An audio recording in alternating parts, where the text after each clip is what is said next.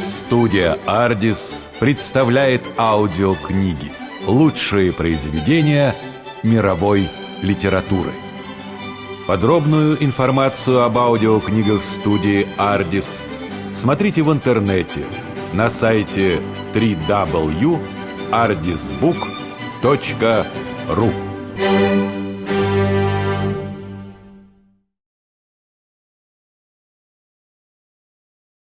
Sonnets by William Shakespeare. 1. From fairest creatures we desire increase, that thereby beauty's rose might never die, but as the riper should by time decease, his tender air might bear his memory. But thou, contracted to thine own bright eyes, feed'st thy light's flame with self-substantial fuel, making a famine where abundance lies, thyself thy foe, to thy sweet self too cruel. Thou that art now the world's fresh ornament, and only herald to the gaudy spring, within thine own bud buryest thy content, and, tender churl, makest waste in niggarding. Pity the world, or else this glutton be, to eat the world's due, by the grave and thee. 2. When 40 winters shall besiege thy brow, and dig deep trenches in thy beauty's field, thy youth's proud livery, so gazed on now, will be a tottered weed, of small worth held. Then, being asked where all thy beauty lies, where all the treasure of thy lusty days, to say, within thine own deep-sunken eyes, were an all-eating shame and thriftless praise. How much more praise deserved thy beauty's use, if thou couldst answer, this fair child of mine shall sum my count, and make my old excuse, proving his beauty by succession thine. This were to be new made when thou art old, and see thy blood warm when thou feel'st it cold. 3. Look in thy glass, and tell the face thou viewest now is the time that face should form another, whose fresh repair, if now thou not renewest, thou dost beguile the world, unbless some mother. For where is she so fair, whose unaired womb disdains the tillage of thy husbandry? Or who is he so fond will be the tomb of his self-love, to stop posterity? Thou art thy mother's glass, and she in thee calls back the lovely April of her prime. So thou through windows of thine age shalt see, despite of wrinkles, this thy golden time. But if thou live, remembered not to be, die single, and thine image dies with thee. 4.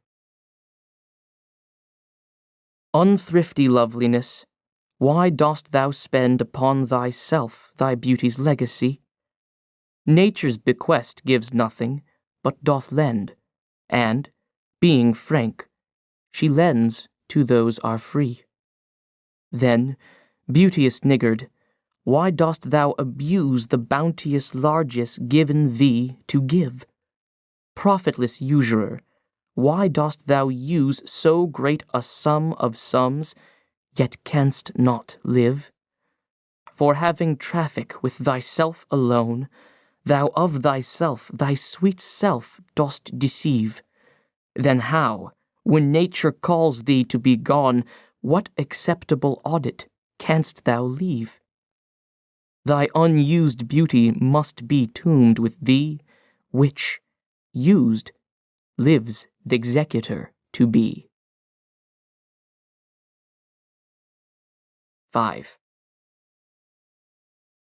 Those hours that with gentle work did frame the lovely gaze where every eye doth dwell, will play the tyrants to the very same, and that unfair which fairly doth excel.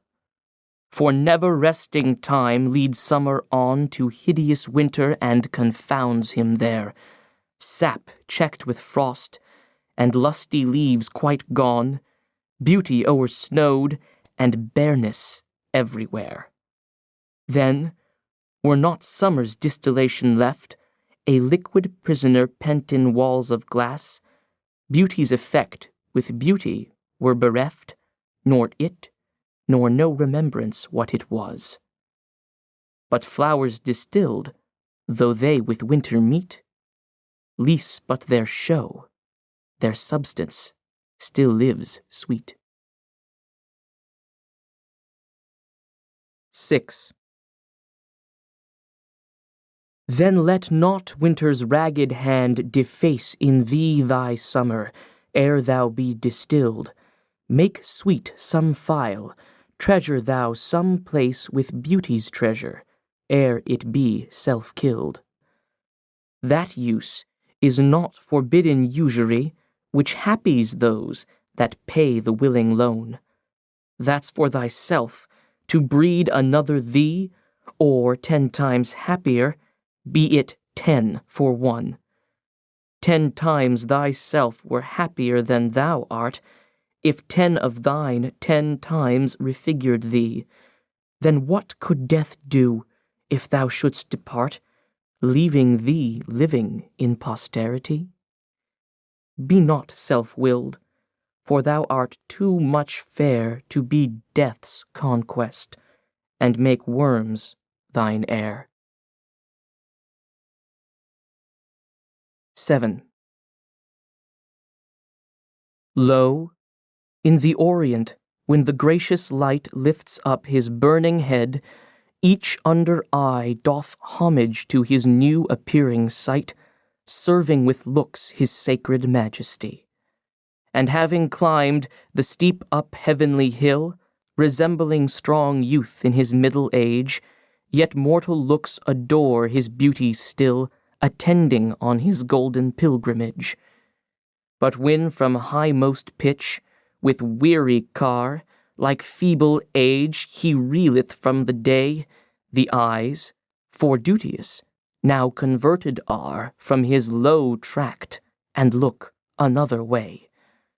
So thou, thyself outgoing in thy noon, unlooked on diest, unless thou get a son.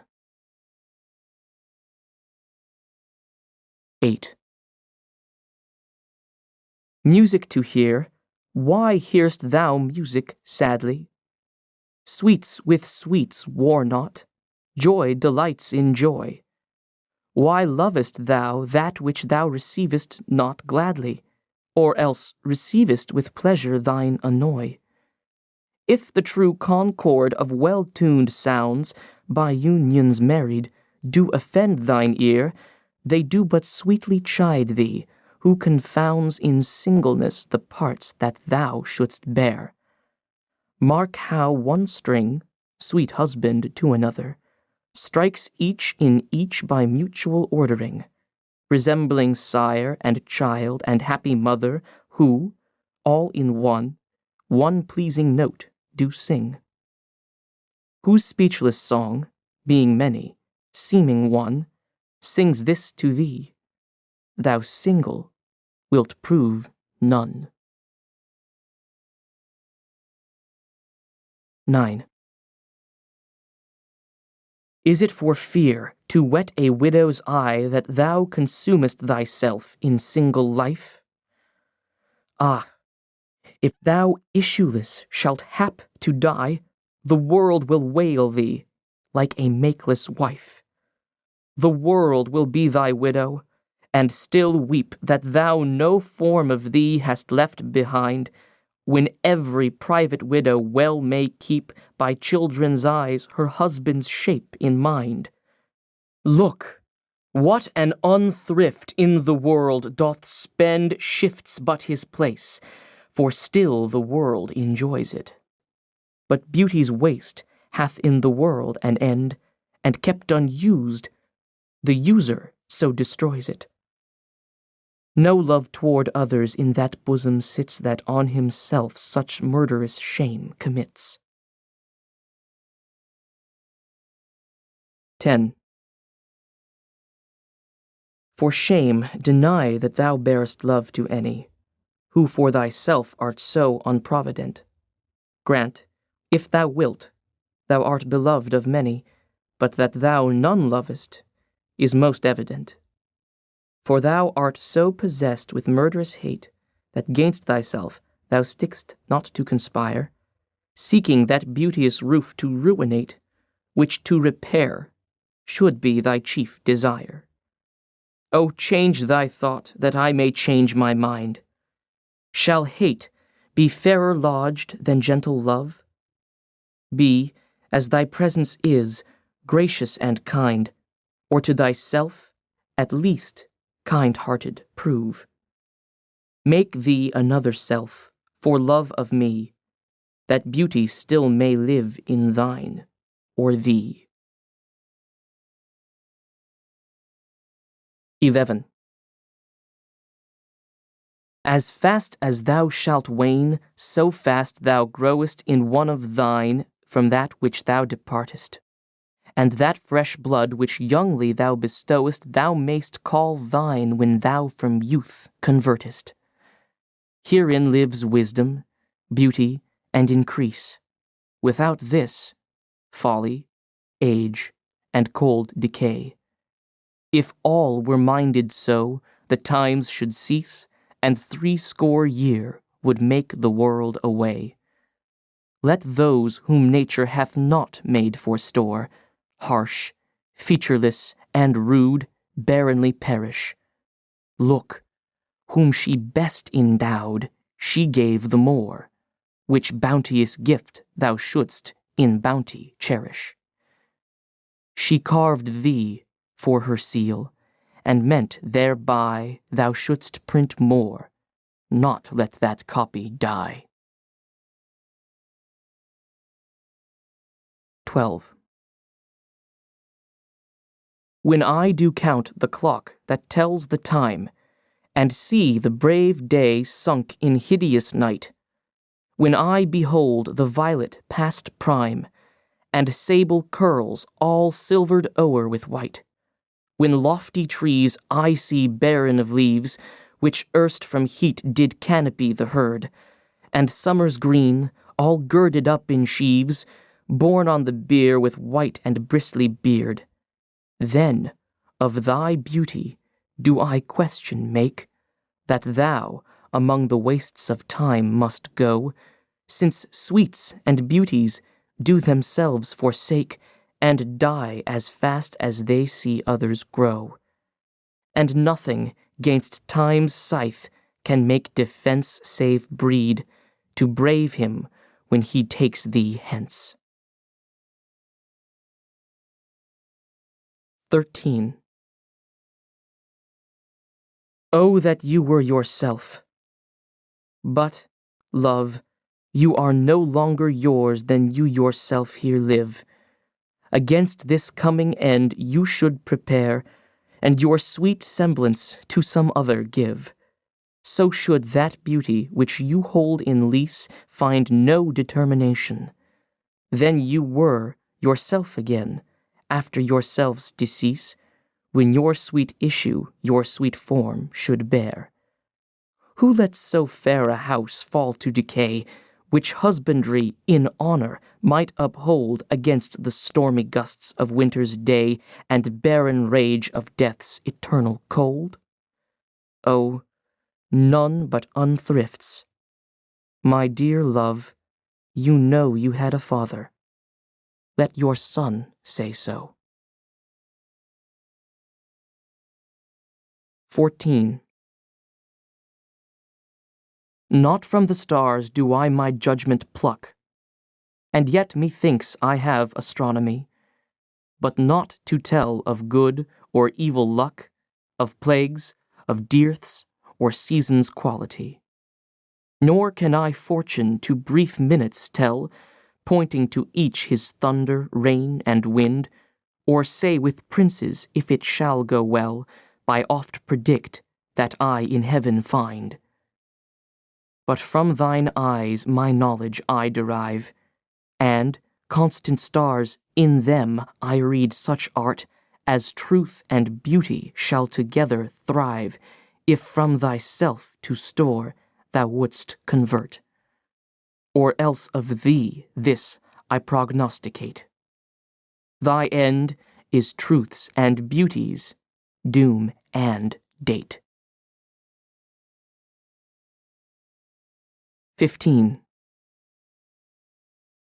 When I consider everything that grows holds in perfection but a little moment, that this huge stage presenteth naught but shows whereon the stars in secret influence comment. When I perceive that men as plants increase, cheered and checked even by the self-same sky, vaunt in their youthful sap, at height decrease, and wear their brave state out of memory. Then the conceit of this inconstant stay sets you most rich in youth before my sight, where wasteful time debateth with decay, to change your day of youth to sullied night. And, all in war with time, for love of you, as he takes from you, I engraft you new. 16. But wherefore do you not a mightier way make war upon this bloody tyrant, time, and fortify yourself in your decay with means more blessed than my barren rhyme? Now stand you on the top of happy hours, and many maiden gardens, yet unset, with virtuous wish would bear your living flowers, much liker than your painted counterfeit. So should the lines of life that life repair, which this, time's pencil, or my pupil pen, neither in inward worth nor outward fair, can make you live yourself in eyes of men. To give away yourself keeps yourself still, and you must live drawn by your own sweet skill. 17. Who will believe my verse in time to come, if it were filled with your most high deserts? Though yet, heaven knows, it is but as a tomb which hides your life and shows not half your parts. If I could write the beauty of your eyes, and in fresh numbers number all your graces, the age to come would say, this poet lies. Such heavenly touches ne'er touched earthly faces. So should my papers, yellowed with their age, be scorned like old men of less truth than tongue, and your true rights be termed a poet's rage and stretched metre of an antique song.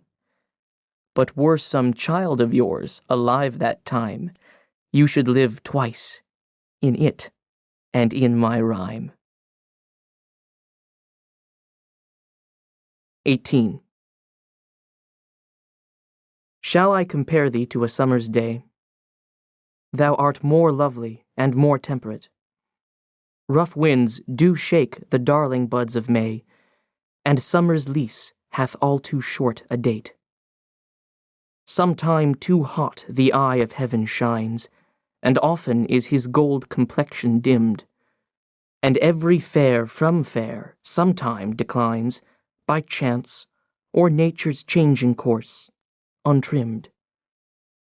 But thy eternal summer shall not fade, nor lose possession of that fair thou owest, nor shall death brag thou wanderest in his shade, when in eternal lines to time thou growest.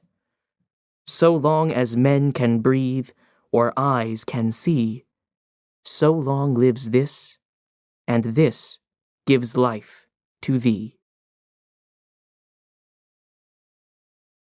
19.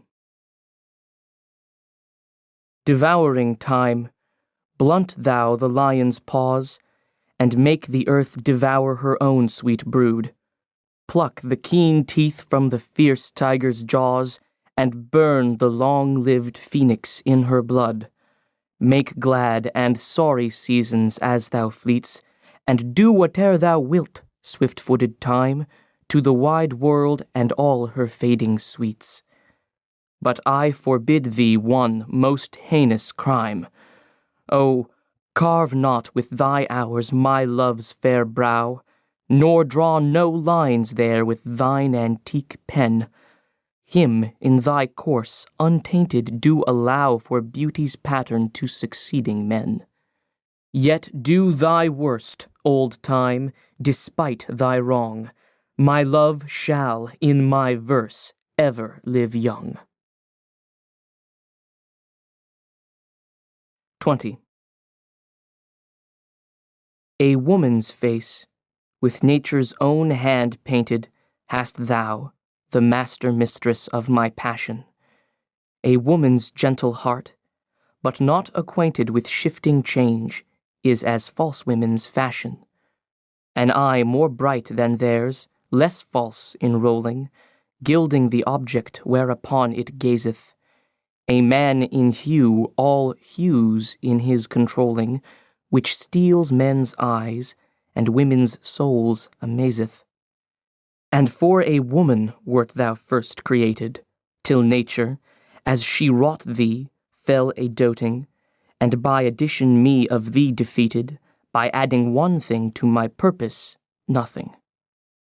But since she pricked thee out for women's pleasure, mine be thy love, and thy love's use their treasure. 21. So is it not with me as with that muse stirred by a painted beauty to his verse, who heaven itself for ornament doth use, and every fair with his fair doth rehearse, making a couplement of proud compare with sun and moon, with earth and sea's rich gems, with April's firstborn flowers, and all things rare that heaven's air in this huge rondure hems. Oh, let me, true in love, but truly right, and then believe me, my love is as fair as any mother's child, though not so bright as those gold candles fixed in heaven's air. Let them say more that like of hearsay well. I will not praise that purpose, not to sell. 22. My glass shall not persuade me I am old, so long as youth and thou are of one date. But when in thee time's furrows I behold, then look I death my days should expiate. For all that beauty that doth cover thee is but the seemly raiment of my heart, which in my breast doth live as thine in me. How can I, then, be elder than thou art? Oh, therefore, love, be of thyself so wary as I, not for myself, but for thee will, bearing thy heart, which I will keep so chary as tender nurse her babe from faring ill. Presume not on thy heart when mine is slain. Thou gavest me thine, not to give back again. 23. As an unperfect actor on the stage, who, with his fear, is put besides his part, or some fierce thing replete with too much rage, whose strength's abundance weakens his own heart, so I, for fear of trust, forget to say the perfect ceremony of love's rite, and in mine own love's strength seem to decay, o'ercharged with burthen of mine own love's might. Oh, let my books be, then, the eloquence and dumb presagers of my speaking breast, who plead for love and look for recompense, more than that tongue that more hath more expressed. Oh, learn to read what silent love hath writ. To hear with eyes belongs to love's fine wit. 24. Mine eye hath played the painter, and hath stelled thy beauty's form in table of my heart. My body is the frame wherein 'tis held, and perspective it is best painter's art. For through the painter must you see his skill, to find where your true image pictured lies, which in my bosom's shop is hanging still, that hath his windows glazed with thine eyes. Now see what good turns eyes for eyes have done. Mine eyes have drawn thy shape, and thine for me are windows to my breast, wherethrough the sun delights to peep, to gaze therein on thee. Yet eyes this cunning want to grace their art. They draw but what they see, know not the heart. 25. Let those who are in favor with their stars of public honor and proud titles boast, whilst I, whom fortune of such triumph bars, unlooked for joy in that I honor most. Great princes' favorites their fair leaves spread, but as the marigold at the sun's eye, and in themselves their pride lies buried, for at a frown they in their glory die. The painful warrior, famous for fight, after 1,000 victories once foiled, is from the book of honor razed quite, and all the rest forgot, for which he toiled. Then happy I, that love and am beloved where I may not remove nor be removed. 26. Lord of my love, to whom in vassalage thy merit hath my duty strongly knit, to thee I send this written ambassage, to witness duty, not to show my wit. Duty so great, which wit so poor as mine may make seem bare, in wanting words to show it, but that I hope some good conceit of thine in thy soul's thought, all naked, will bestow it. Till whatsoever star that guides my moving points on me graciously with fair aspect, and puts apparel on my tottered loving, to show me worthy of thy sweet respect. Then may I dare to boast how I do love thee, till then not show my head where thou mayst prove me. 27. Weary with toil, I haste me to my bed, the dear repose for limbs with travel tired. But then begins a journey in my head, to work my mind when body's works expired. For then my thoughts, from far where I abide, intend a zealous pilgrimage to thee, and keep my drooping eyelids open wide, looking on darkness which the blind do see. Save that my soul's imaginary sight presents thy shadow to my sightless view, which, like a jewel hung in ghastly night, makes black night beauteous, and herald face new. Lo, thus, by day my limbs, by night my mind, for thee and for myself no quiet find. 28. How can I, then, return in happy plight, that am debarred the benefit of rest? When day's oppression is not eased by night, but day by night and night by day oppressed?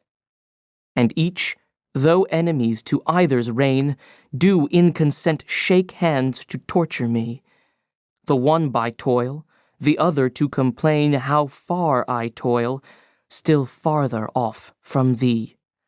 I tell the day, to please him thou art bright, and dost him grace when clouds do blot the heaven. So flatter I the swart-complexioned night, when sparkling stars twire not, thou gild'st the even. But day doth daily draw my sorrows longer, and night doth nightly make grief's strength seem stronger. 29.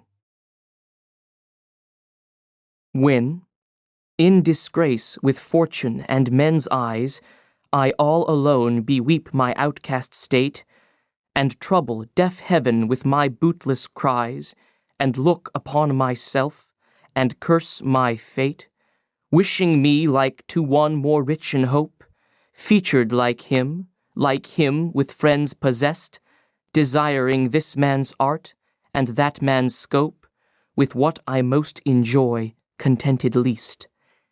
Yet, in these thoughts, myself almost despising, haply I think on thee, and then my state, like to the lark at break of day arising from sullen earth, sings hymns at heaven's gate. For thy sweet love remembered such wealth brings, that then I scorn to change my state with kings. 30. When to the sessions of sweet silent thought I summon up remembrance of things past, I sigh the lack of many a thing I sought, and with old woes new wail my dear time's waste. Then can I drown an eye, unused to flow, for precious friends hid in death's dateless night, and weep afresh love's long since cancelled woe, and moan the expense of many a vanished sight. Then can I grieve at grievances foregone, and heavily from woe to woe tell o'er the sad account of fore-bemoaned moan, which I new pay, as if not paid before. But if the while I think on thee, dear friend, all losses are restored, and sorrows end. 31. Thy bosom is endeared with all hearts, which I by lacking have supposed dead, and there reigns love, and all love's loving parts, and all those friends which I thought buried.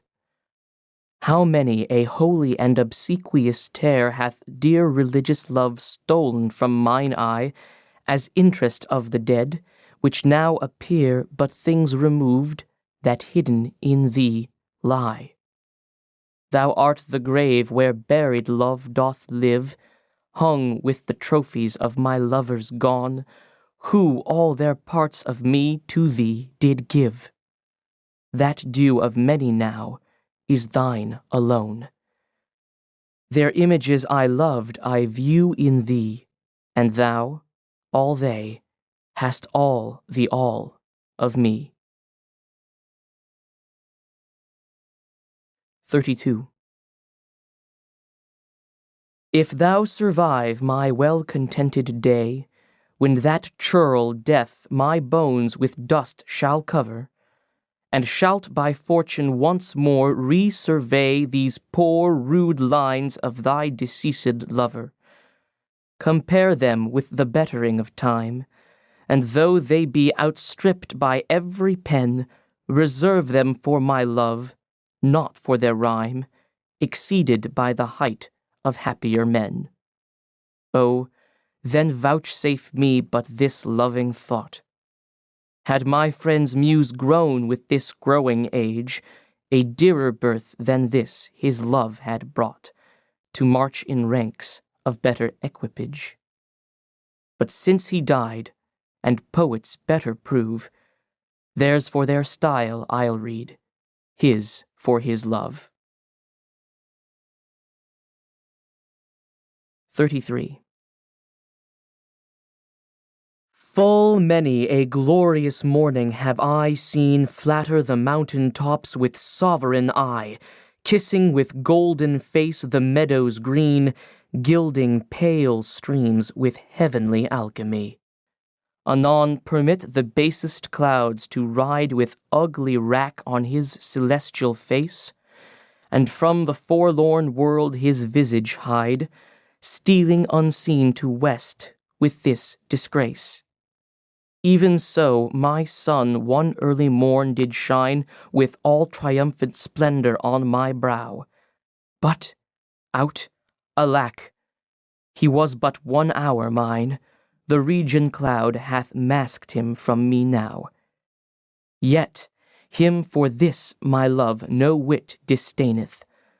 Sons of the world may stain when heaven's sun staineth. 34. Why didst thou promise such a beauteous day, and make me travel forth without my cloak, to let base clouds o'ertake me in my way, hiding thy bravery in their rotten smoke? 'Tis not enough that through the cloud thou break, to dry the rain on my storm-beaten face, for no man well of such a salve can speak that heals the wound and cures not the disgrace. Nor can thy shame give physic to my grief. Though thou repent, yet I have still the loss. The offender's sorrow lends but weak relief to him that bears the strong offence's cross. Ah, but those tears are pearl which thy love sheeds, and they are rich, and ransom all ill deeds. 35. No more be grieved at that which thou hast done. Roses have thorns, and silver fountains mud. Clouds and eclipses stain both moon and sun, and loathsome canker lives in sweetest bud.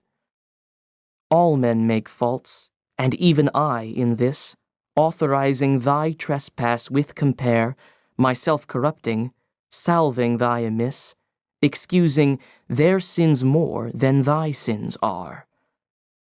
For to thy sensual fault I bring in sense, thy adverse party is thy advocate, and 'gainst myself a lawful plea commence. Such civil war is in my love and hate, that I an accessory needs must be to that sweet thief which sourly robs from me. 36.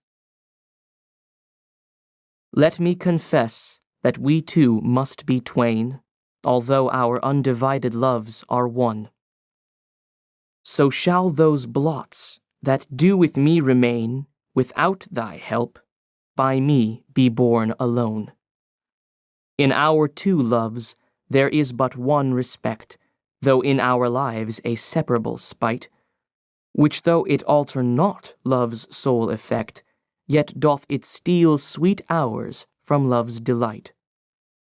I may not evermore acknowledge thee, lest my bewailed guilt should do thee shame, nor thou with public kindness honor me, unless thou take that honor from thy name. But do not so. I love thee in such sort as, thou being mine, mine is thy good report. 37. As a decrepit father takes delight to see his active child do deeds of youth, so I, made lame by fortune's dearest spite, take all my comfort of thy worth and truth. For whether beauty, birth, or wealth, or wit, or any of these all, or more, entitled in their parts do crowned sit, I make my love engrafted to this store. So then I am not lame, poor, nor despised, whilst that this shadow doth such substance give that I, in thy abundance, am sufficed, and by a part of all thy glory live. Look what is best, that best I wish in thee. This wish I have, then 10 times happy me. 38. How can my muse want subject to invent, while thou dost breathe, that pour'st into my verse thine own sweet argument, too excellent for every vulgar paper to rehearse? Oh, give thyself the thanks, if aught in me worthy perusal stand against thy sight. For who's so dumb that cannot write to thee, when thou thyself dost give invention light? Be thou the 10th muse, 10 times more in worth than those old 9 which rhymers invocate. And he that calls on thee, let him bring forth eternal numbers to outlive long date. If my slight muse do please these curious days, the pain be mine, but thine shall be the praise. 39.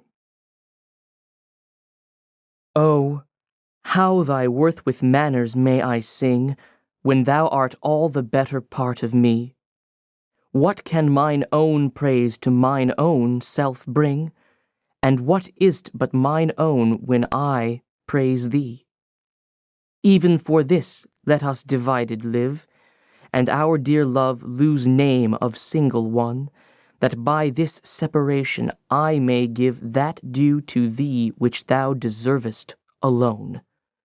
O absence, what a torment wouldst thou prove, were it not thy sour leisure gave me sweet leave to entertain the time with thoughts of love, which time and thoughts so sweetly doth deceive, and that thou teachest how to make one twain, by praising him here who doth hence remain. 40. Take all my loves, my love, yea, take them all. What hast thou then more than thou hadst before? No love, my love, that thou mayst true love call. All mine was thine before thou hadst this more. Then, if for my love thou my love receivest, I cannot blame thee for my love thou usest. But yet be blamed, if thou this self deceivest by wilful taste of what thyself refusest. I do forgive thy robbery, gentle thief, although thou steal thee all my poverty, and yet, love knows, it is a greater grief to bear love's wrong than hate's known injury. Lascivious grace, in whom all ill well shows, kill me with spites, yet we must not be foes. 41. Those pretty wrongs that liberty commits, when I am some time absent from thy heart, thy beauty and thy years full well befits, for still temptation follows where thou art. Gentle thou art, and therefore to be won. Beauteous thou art, therefore to be assailed. And when a woman woos, what woman's son will sourly leave her till she have prevailed? Ay me! But yet thou mightst my seat forbear, and chide thy beauty and thy straying youth, who lead thee in their riot even there where thou art forced to break a twofold truth. Hers, by thy beauty tempting her to thee, thine, by thy beauty being false to me. 42. That thou hast her, it is not all my grief, and yet it may be said I loved her dearly. That she hath thee is of my wailing chief, a loss in love that touches me more nearly. Loving offenders, thus I will excuse ye. Thou dost love her, because thou knowest I love her. And for my sake even so doth she abuse me, suffering my friend for my sake to approve her.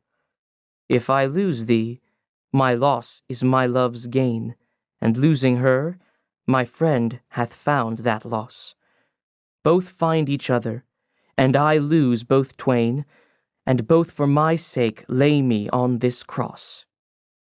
But here's the joy, my friend and I are one. Sweet flattery, then she loves but me alone.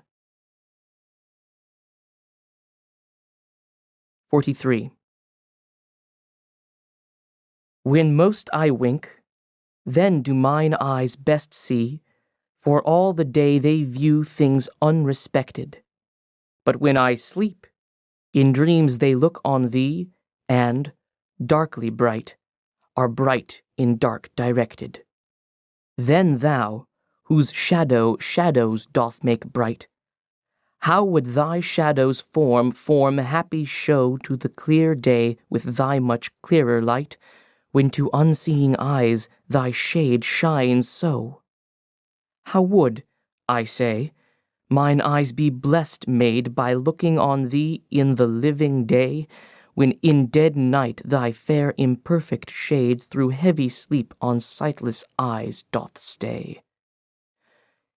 All days are nights to see till I see thee, and nights bright days when dreams do show thee me. 44. If the dull substance of my flesh were thought, injurious distance should not stop my way, for then, despite of space, I would be brought from limits far remote, where thou dost stay. No matter then, although my foot did stand upon the farthest earth removed from thee, for nimble thought can jump both sea and land, as soon as think the place where he would be.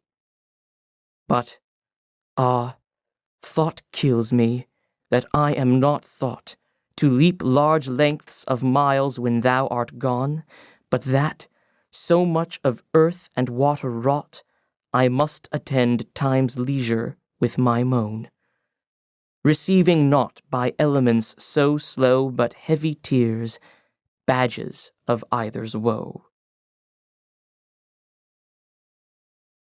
45. The other two, slight air and purging fire, are both with thee wherever I abide. The first my thought, the other my desire, these present absent with swift motion slide. For when these quicker elements are gone in tender embassy of love to thee, my life, being made of four, with two alone sinks down to death, oppressed with melancholy, until life's composition be recured by those swift messengers returned from thee, who even but now come back again, assured of thy fair health, recounting it to me. This told, I joy, but then no longer glad, I send them back again, and straight grow sad. 46. Mine eye and heart are at a mortal war, how to divide the conquest of thy sight. Mine eye, my heart thy picture's sight would bar, my heart, mine eye, the freedom of that right. My heart doth plead that thou in him dost lie, a closet never pierced with crystal eyes, but the defendant doth that plea deny, and says in him thy fair appearance lies. To side this title is impaneled a quest of thoughts, all tenants to the heart, and by their verdict is determined the clear eye's moiety and the dear heart's part. As thus, mine eye's due is thy outward part, and my heart's right, thy inward love of heart. 47. Betwixt mine eye and heart a league is took, and each doth good turns now unto the other. When that mine eye is famished for a look, or heart in love with sighs himself doth smother, when my love's picture then my eye doth feast, and to the painted banquet bids my heart. Another time mine eye is my heart's guest, and in his thoughts of love doth share a part. So, either by thy picture, or my love, thyself away art present still with me, for thou not farther than my thoughts canst move, and I am still with them, and they with thee. Or, if they sleep, thy picture in my sight awakes my heart to heart's and eyes' delight. 48. How careful was I, when I took my way, each trifle under truest bars to thrust, that to my use it might unused stay from hands of falsehood, in sure wards of trust. But thou, to whom my jewels trifles are, most worthy comfort, now my greatest grief, thou, best of dearest, and mine only care, art left the prey of every vulgar thief. Thee have I not locked up in any chest, save where thou art not, though I feel thou art, within the gentle closure of my breast, from whence at pleasure thou mayst come and part. And even thence thou wilt be stolen, I fear, for truth proves thievish for a prize so dear.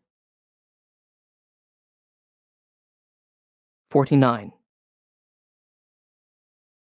Against that time, if ever that time may come, when I shall see thee frown on my defects, when as thy love hath cast his utmost sum, called to that audit by advised respects, against that time, when thou shalt strangely pass, and scarcely greet me with that sun, thine eye, when love, converted from the thing it was, shall reasons find of settled gravity. Against that time do I ensconce me here within the knowledge of mine own desert, and this my hand against myself uprear, to guard the lawful reasons on thy part. To leave poor me thou hast the strength of laws, since why to love I can allege no cause. 50. How heavy do I journey on the way, when what I seek, my weary travels' end, doth teach that ease and that repose to say, thus far the miles are measured from thy friend. The beast that bears me, tired with my woe, plods dully on, to bear that weight in me, as if by some instinct the wretch did know his rider loved not speed, being made from thee. The bloody spur cannot provoke him on that sometimes anger thrusts into his hide, which heavily he answers with a groan, more sharp to me than spurring to his side. For that same groan doth put this in my mind, my grief lies onward, and my joy behind. 51. Thus can my love excuse the slow offense of my dull bearer when from thee I speed. From where thou art, why should I haste me thence? Till I return, of posting is no need. Oh, what excuse will my poor beast then find, when swift extremity can seem but slow? Then should I spur, though mounted on the wind, in winged speed, no motion shall I know. Then can no horse with my desire keep pace. Therefore desire, of perfectest love being made, shall neigh, no dull flesh in his fiery race. But love, for love, thus shall excuse my jade, since from thee going he went wilful slow, towards thee I'll run, and give him leave to go. 52. So am I as the rich, whose blessed key can bring him to his sweet uplocked treasure, the which he will not every hour survey, for blunting the fine point of seldom pleasure. Therefore are feasts so solemn and so rare, since, seldom coming, in the long year set, like stones of worth they thinly placed are, or captain jewels in the carcanet. So is the time that keeps you, as my chest, or as the wardrobe which the robe doth hide, to make some special instant special blessed by new unfolding his imprisoned pride. Blessed are you, whose worthiness gives scope, being had, to triumph, being lacked, to hope. 53. What is your substance? Whereof are you made, that millions of strange shadows on you tend? Since every one hath, every one shade, and you, but one, can every shadow lend. Describe Adonis, and the counterfeit is poorly imitated after you. On Helen's cheek all art of beauty set, and you in Grecian tires are painted new. Speak of the spring, and foison of the year. The one doth shadow of your beauty show, the other as your bounty doth appear. And you in every blessed shape we know. In all external grace you have some part, but you like none, none you, for constant heart. 54. Oh, how much more doth beauty beauteous seem by that sweet ornament which truth doth give. The rose looks fair, but fairer we it deem for that sweet odor which doth in it live. The canker blooms have full as deep a dye as the perfumed tincture of the roses, hang on such thorns, and play as wantonly when summer's breath their masked buds discloses. But, for their virtue only is their show, they live unwooed and unrespected fade, die to themselves. Sweet roses do not so, of their sweet deaths are sweetest odors made. And so of you, beauteous and lovely youth, when that shall vade, my verse distills your truth. 55. Not marble, nor the gilded monuments of princes shall outlive this powerful rhyme, but you shall shine more bright in these contents than unswept stone besmeared with sluttish time. When wasteful war shall statues overturn, and broils root out the work of masonry, nor Mars his sword, nor war's quick fire shall burn the living record of your memory. 'Gainst death and all oblivious enmity shall you pace forth. Your praise shall still find room even in the eyes of all posterity that wears this world out to the ending doom. So, till the judgment that yourself arise, you live in this, and dwell in lovers' eyes. 56. Sweet love, renew thy force. Be it not said thy edge should blunter be than appetite, which but today by feeding is allayed, tomorrow sharpened in his former might. So, love, be thou, although today thou fill thy hungry eyes even till they wink with fullness, tomorrow see again, and do not kill the spirit of love with a perpetual dullness. Let this sad interim like the ocean be, which parts the shore, where two contracted new come daily to the banks, that, when they see return of love, more blessed may be the view. Or call it winter, which, being full of care, makes summer's welcome thrice more wished, more rare. 57.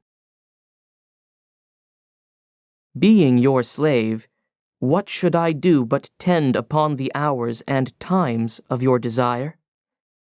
I have no precious time at all to spend, nor services to do, till you require.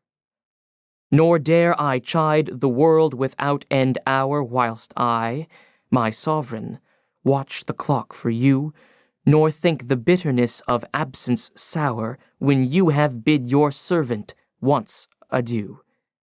Nor dare I question with my jealous thought where you may be, or your affairs suppose, but, like a sad slave, stay and think of naught save, where you are, how happy you make those.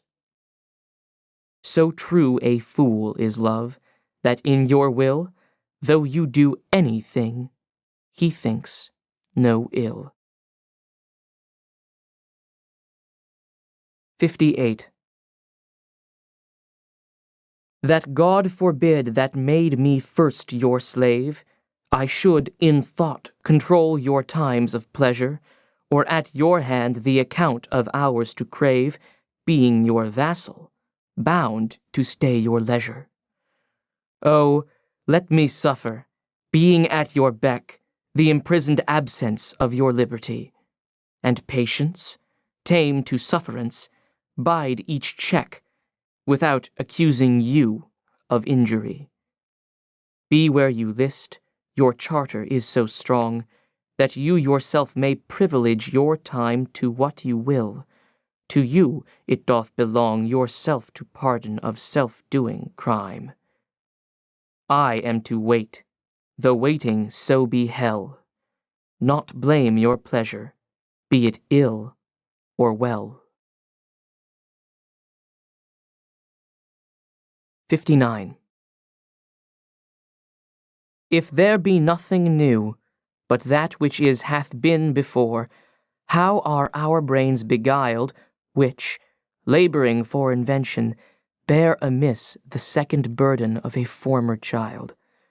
Oh, that record could with a backward look, even of 500 courses of the sun, show me your image in some antique book, since mind at first in character was done, that I might see what the old world could say to this composed wonder of your frame, whether we are mended, or where better they, or whether revolution be the same.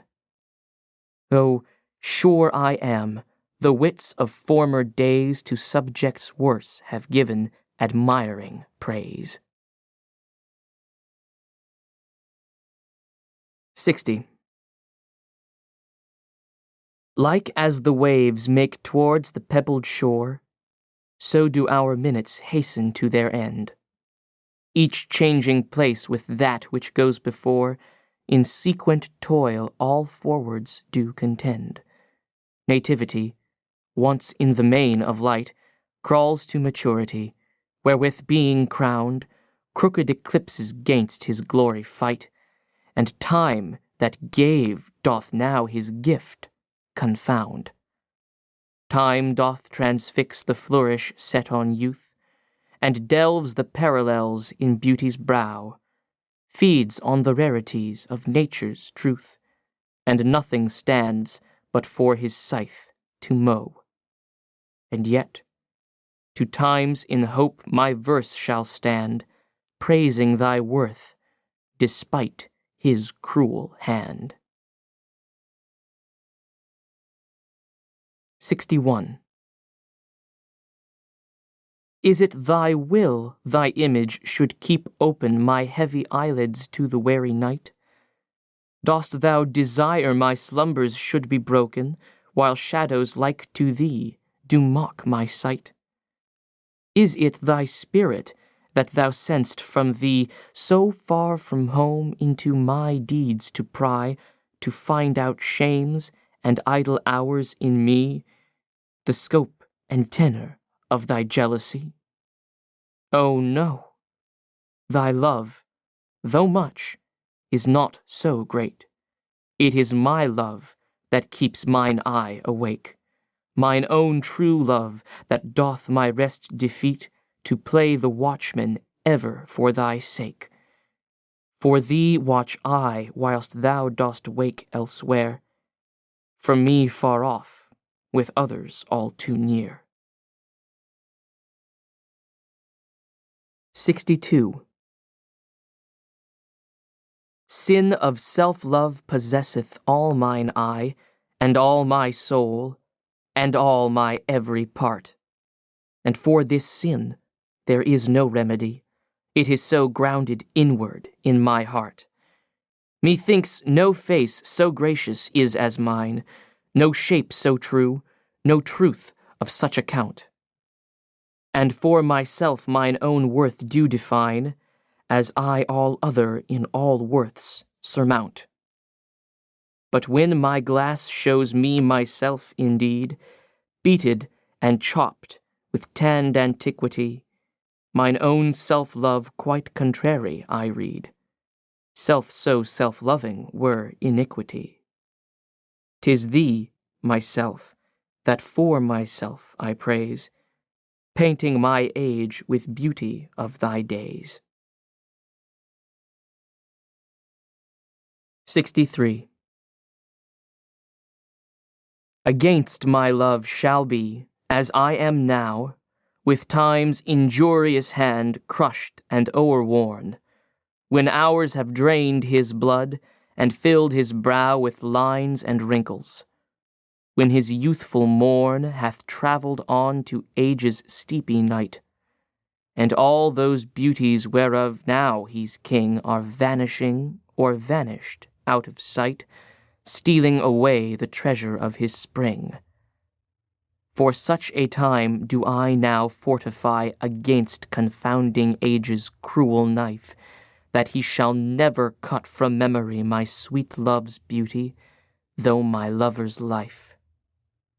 His beauty shall in these black lines be seen, and they shall live, and he in them still green.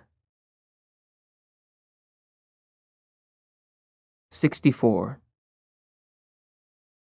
When I have seen, by time's fell hand defaced, the rich proud cost of outworn buried age, when sometime lofty towers I see down raised, and brass eternal slave to mortal rage, when I have seen the hungry ocean gain advantage on the kingdom of the shore, and the firm soil win of the watery main, increasing store with loss, and loss with store. When I have seen such interchange of state, or state itself confounded to decay, ruin hath taught me thus to ruminate, that time will come, and take my love away. This thought is as a death, which cannot choose but weep to have that which it fears to lose. 65. Since brass, nor stone, nor earth, nor boundless sea, but sad mortality o'ersways their power, how with this rage shall beauty hold a plea, whose action is no stronger than a flower? Oh, how shall summer's honey breath hold out against the wrackful siege of battering days, when rocks impregnable are not so stout, nor gates of steel so strong, but time decays? O fearful meditation! Where, alack, shall time's best jewel from time's chest lie hid? Or what strong hand can hold his swift foot back? Or who his spoil of beauty can forbid? Oh, none, unless this miracle have might, that in black ink my love may still shine bright. 66. Tired with all these, for restful death I cry, as, to behold desert a beggar born, and needy nothing trimmed in jollity, and purest faith unhappily forsworn, and gilded honor shamefully misplaced, and maiden virtue rudely strumpeted, and right perfection wrongfully disgraced, and strength by limping sway disabled, and art made tongue-tied by authority, and folly, doctor-like, controlling skill, and simple truth miscalled simplicity, and captive good attending captain ill. Tired with all these, from these I would be gone, save that, to die, I leave my love alone. 67. Ah, wherefore with infection should he live, and with his presence grace impiety, that sin by him advantage should achieve, and lace itself with his society? Why should false painting imitate his cheek, and steal dead seeing of his living hue? Why should poor beauty indirectly seek roses of shadow, since his rose is true? Why should he live, now nature bankrout is, beggared of blood to blush through lively veins? For she hath no exchequer now but his, and, proud of many, lives upon his gains. Oh, him she stores, to show what wealth she had in days long since, before these last so bad. 68.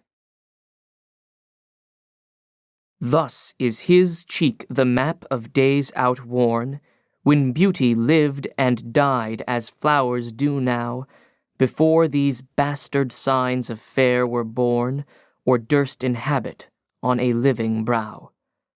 Before the golden tresses of the dead, the right of sepulchres were shorn away, to live a second life on second head, ere beauty's dead fleece made another gay. In him those holy antique hours are seen, without all ornament, itself, and true, making no summer of another's green, robbing no old to dress his beauty new. And him, as for a map doth nature store, to show false art what beauty was of yore. 69. Those parts of thee that the world's eye doth view want nothing than the thought of hearts can mend.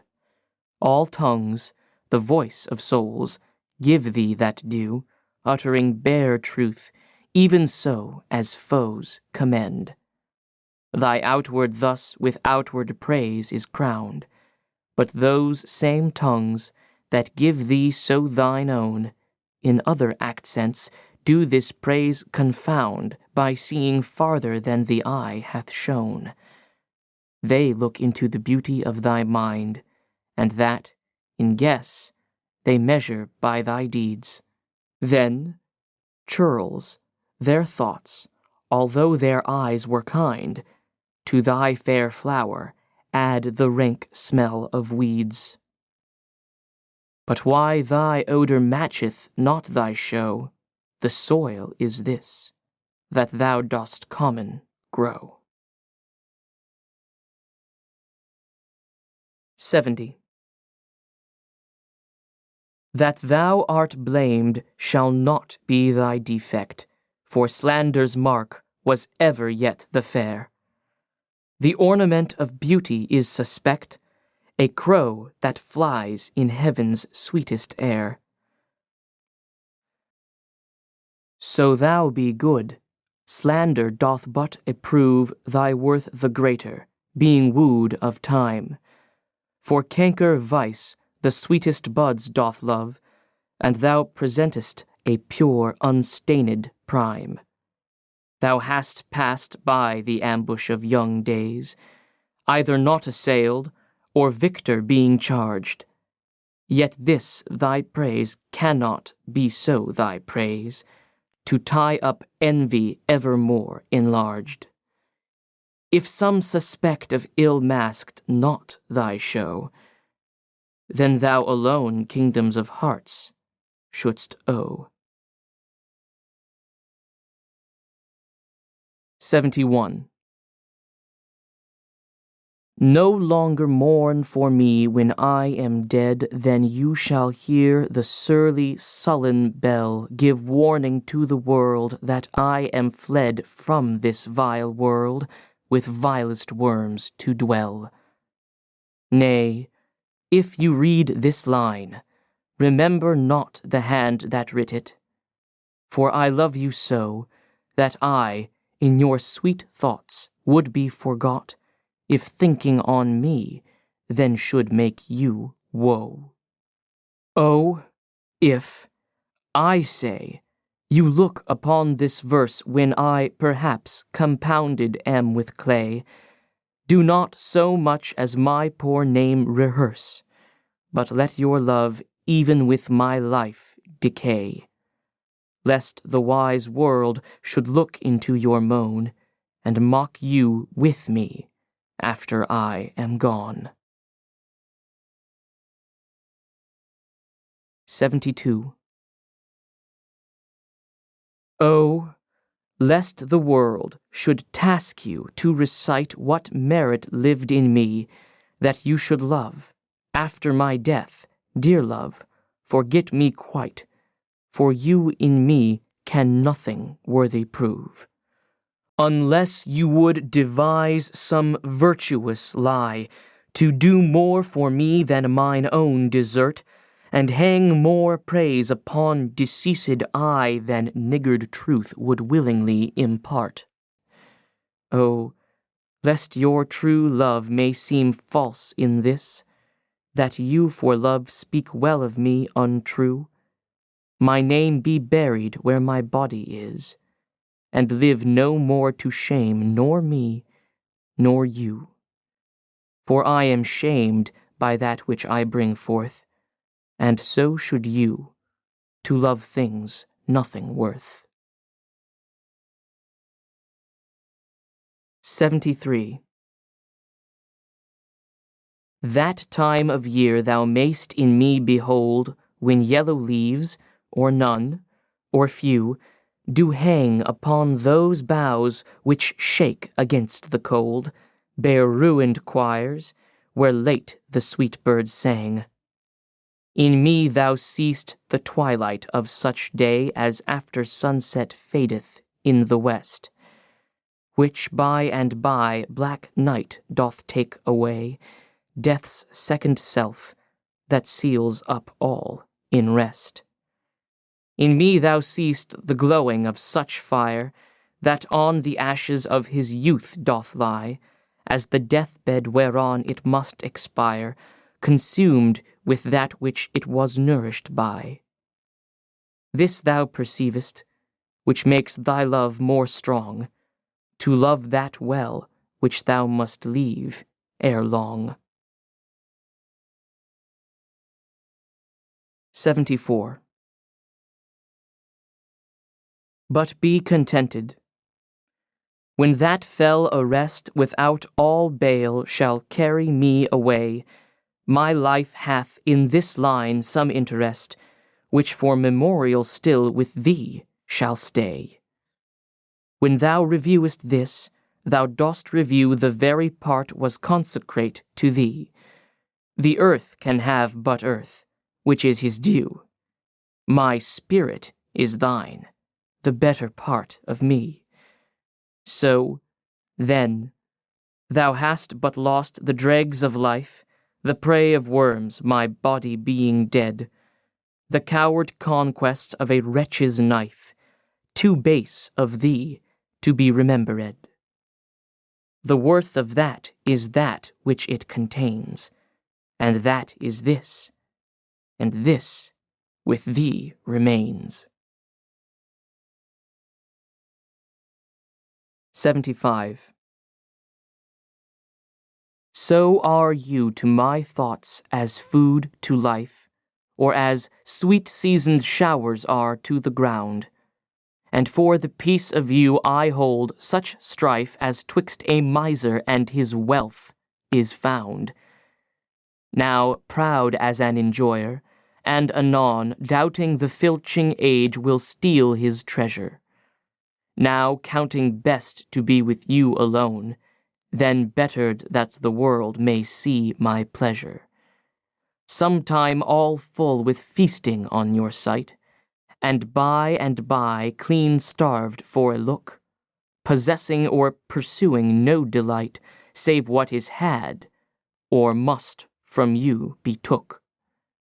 Thus do I pine, and surfeit day by day, or gluttoning on all, or all away. 76. Why is my verse so barren of new pride, so far from variation or quick change? Why, with the time, do I not glance aside to new-found methods and to compounds strange? Why write I still all one, ever the same, and keep invention in a noted weed, that every word doth almost tell my name, showing their birth, and where did they proceed? Oh, no, sweet love, I always write of you, and you and love are still my argument. So all my best is dressing old words new, spending again what is already spent. For as the sun is daily new and old, so is my love still telling what is told. 77.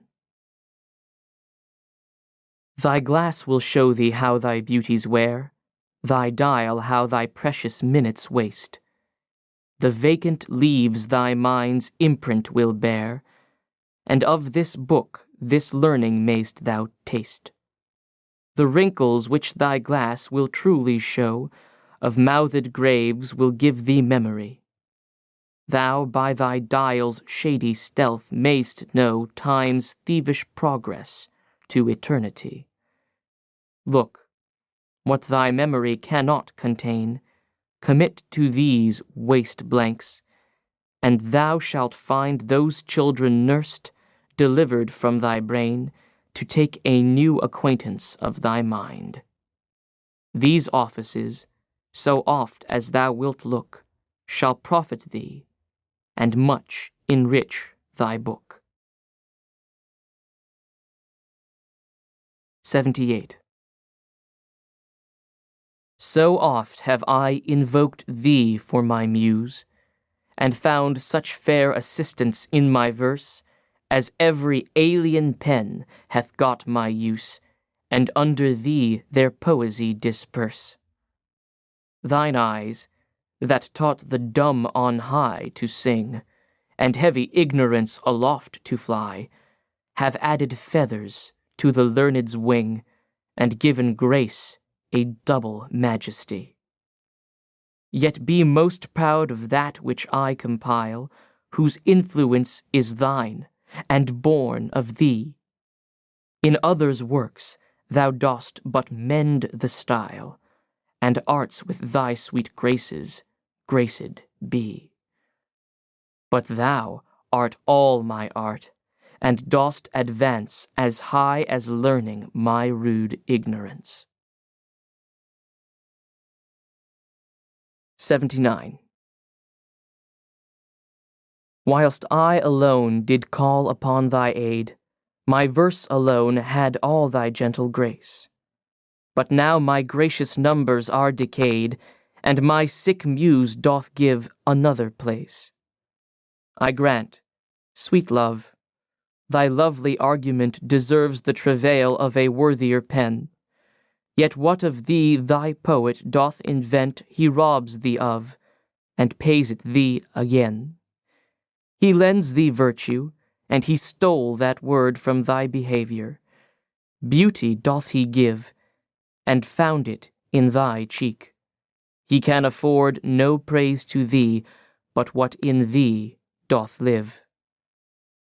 Then thank him not for that which he doth say, since what he owes thee thou thyself dost pay. 80.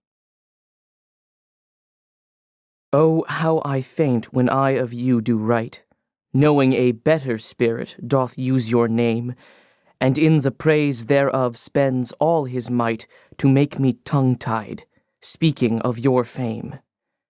But since your worth, wide as the ocean is, the humble as the proudest sail doth bear, my saucy bark, inferior far to his, on your broad main doth wilfully appear.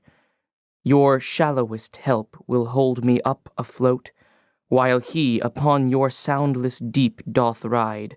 Or, being wracked, I am a worthless boat, he of tall building and of goodly pride. Then if he thrive, and I be cast away, the worst was this, my love was my decay. 81. Or shall I live your epitaph to make, or survive you when I in earth am rotten? From hence your memory death cannot take, although in me each part will be forgotten. Your name from hence immortal life shall have, though I, once gone, to all the world must die.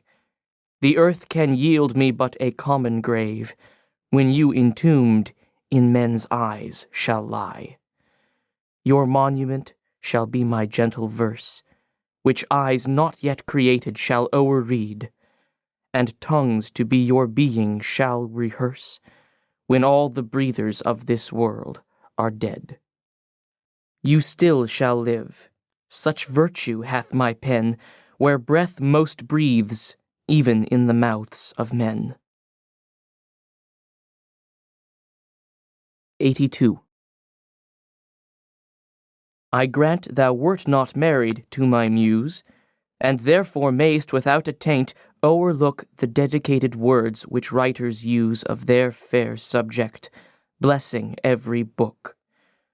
Thou art as fair in knowledge as in hue, finding thy worth a limit past my praise, and therefore art enforced to seek anew some fresher stamp of the time-bettering days. And do so, love. Yet when they have devised what strained touches rhetoric can lend, thou truly fair wert truly sympathized in true plain words by thy true telling friend. And their gross painting might be better used where cheeks need blood. In thee it is abused. 83. I never saw that you did painting need, and therefore to your fair no painting set. I found, or thought I found, you did exceed the barren tender of a poet's debt. And therefore have I slept in your report, that you yourself, being extant, well might show how far a modern quill doth come too short, speaking of worth, what worth in you doth grow. This silence for my sin you did impute, which shall be most my glory, being dumb. For I impair not beauty, being mute, when others would give life, and bring a tomb. There lives more life in one of your fair eyes than both your poets can in praise devise. 84. Who is it that says most? Which can say more than this rich praise that you alone are you? In whose confine immured is the store which should example where your equal grew? Lean penury within that pen doth dwell that to his subject lends not some small glory.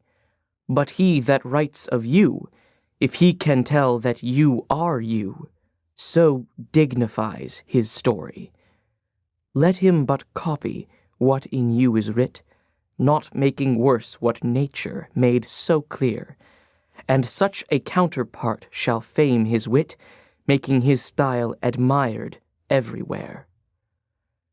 You to your beauteous blessings add a curse, being fond on praise, which makes your praises worse. 85. My tongue-tied muse in manners holds her still, while comments of your praise, richly compiled, reserve their character with golden quill, and precious phrase by all the muses filed. I think good thoughts, whilst others write good words, and, like unlettered clerk, still cry Amen to every hymn that able spirit affords in polished form of well-refined pen. Hearing you praised, I say, 'tis so, 'tis true, and to the most of praise add something more. But that is in my thought, whose love to you, though words come hindmost, holds his rank before. Then others for the breath of words respect, me for my dumb thoughts, speaking in effect. 86. Was it the proud full sail of his great verse, bound for the prize of all too precious you, that did my ripe thoughts in my brain inhearse, making their tomb the womb wherein they grew? Was it his spirit, by spirits taught to write above a mortal pitch, that struck me dead? No, neither he, nor his compeers by night giving him aid, my verse astonished. He, nor that affable familiar ghost which nightly gulls him with intelligence, as victors, of my silence cannot boast. I was not sick of any fear from thence. But when your countenance filled up his line, then lacked I matter, that enfeebled mine. 87. Farewell.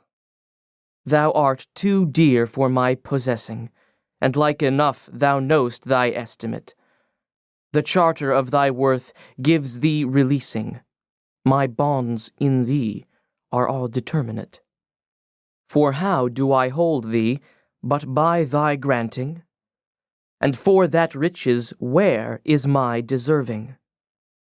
The cause of this fair gift in me is wanting, and so my patent back again is swerving. Thyself thou gavest, thy own worth then not knowing, or me, to whom thou gavest it, else mistaking. So thy great gift, upon misprision growing, comes home again on better judgment making. Thus have I had thee, as a dream doth flatter, in sleep a king, but waking no such matter. 88. When thou shalt be disposed to set me light, and place my merit in the eye of scorn, upon thy side against myself I'll fight, and prove thee virtuous, though thou art forsworn. With mine own weakness being best acquainted, upon thy part I can set down a story of faults concealed, wherein I am attainted. That thou, in losing me, shalt win much glory. And I by this, will be a gainer too. For bending all my loving thoughts on thee, the injuries that to myself I do, doing thee vantage, double vantage me. Such is my love, to thee I so belong, that for thy right myself will bear all wrong. 89. Say that thou didst forsake me for some fault, and I will comment upon that offence. Speak of my lameness, and I straight will halt, against thy reasons, making no defence. Thou canst not, love, disgrace me half so ill, to set a form upon desired change, as I'll myself disgrace, knowing thy will. I will acquaintance strangle, and look strange. Be absent from thy walks, and in my tongue thy sweet beloved name no more shall dwell, lest I, too much profane, should do it wrong, and haply of our old acquaintance tell. For thee against myself I'll vow debate, for I must ne'er love him whom thou dost hate. 90. Then hate me when thou wilt, if ever, now. Now, while the world is bent my deeds to cross, join with the spite of fortune, make me bow, and do not drop in for an after loss. Ah, do not, when my heart hath scaped this sorrow, come in the rearward of a conquered woe. Give not a windy night a rainy morrow, to linger out a purposed overthrow. If thou wilt leave me, do not leave me last, when other petty griefs have done their spite, but in the onset come, so shall I taste at first the very worst of fortune's might. And other strains of woe, which now seem woe, compared with loss of thee, will not seem so. 91. Some glory in their birth, some in their skill, some in their wealth, some in their body's force, some in their garments, though new-fangled ill, some in their hawks and hounds, some in their horse. And every humour hath his adjunct pleasure, wherein it finds a joy above the rest. But these particulars are not my measure. All these I better, in one general best. Thy love is better than high birth to me, richer than wealth, prouder than garments cost, of more delight than hawks or horses be. And having thee, of all men's pride I boast. Wretched in this alone, that thou mayst take all this away, and me most wretched make. 92. But do thy worst to steal thyself away, for term of life thou art assured mine, and life no longer than thy love will stay, for it depends upon that love of thine. Then need I not to fear the worst of wrongs, when in the least of them my life hath end. I see a better state to me belongs than that which on thy humour doth depend. Thou canst not vex me with inconsistent mind, since that my life on thy revolt doth lie. Oh, what a happy title do I find, happy to have thy love, happy to die. But what's so blessed fair that fears no blot? Thou mayst be false, and yet I know it not. 93. So shall I live, supposing thou art true, like a deceived husband, so love's face may still seem love to me, though altered new. Thy looks with me, thy heart in other place. For there can live no hatred in thine eye, therefore in that I cannot know thy change. In many's looks the false heart's history is writ in moods and frowns and wrinkles strange. But heaven in thy creation did decree that in thy face sweet love should ever dwell. Whate'er thy thoughts or thy heart's workings be, thy looks should nothing thence but sweetness tell. How like Eve's apple doth thy beauty grow, if thy sweet virtue answer not thy show. 94. They that have power to hurt and will do none, that do not do the thing they most do show, who, moving others, are themselves as stone, unmoved, cold, and to temptation slow. They rightly do inherit heaven's graces, and husband nature's riches from expense. They are the lords and owners of their faces, others but stewards of their excellence. The summer's flower is to the summer sweet, though to itself it only live and die. But if that flower with base infection meet, the basest weed outbraves his dignity. For sweetest things turn sourest by their deeds. Lilies that fester smell far worse than weeds. 95. How sweet and lovely dost thou make the shame which, like a canker in the fragrant rose, doth spot the beauty of thy budding name. Oh, in what sweets dost thou thy sins enclose? That tongue that tells me the story of thy days, making lascivious comments on thy sport, cannot dispraise but in a kind of praise. Naming thy name blesses an ill report.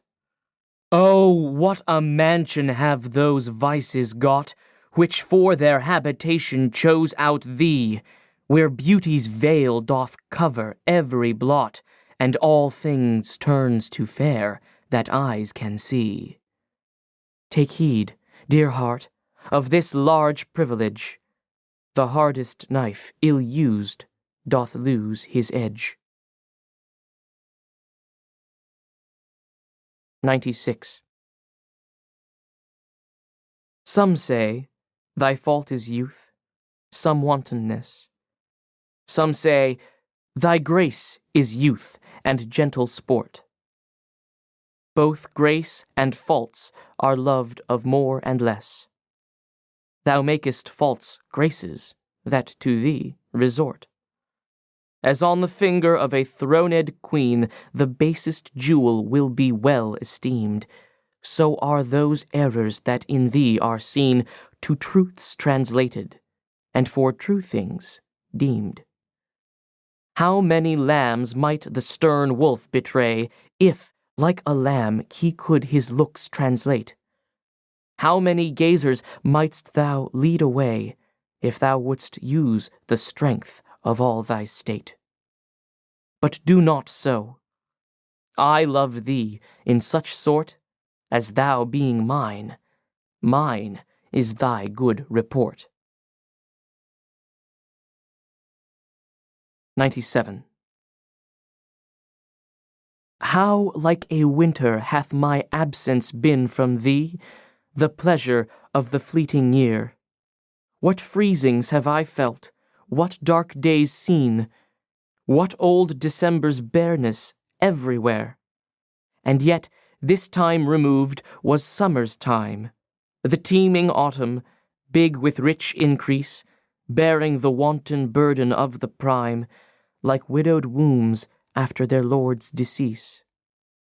Yet this abundant issue seemed to me but hope of orphans and unfathered fruit. For summer and his pleasures wait on thee, and, thou away, the very birds are mute. Or, if they sing, 'tis with so dull a cheer that leaves look pale, dreading the winter's near.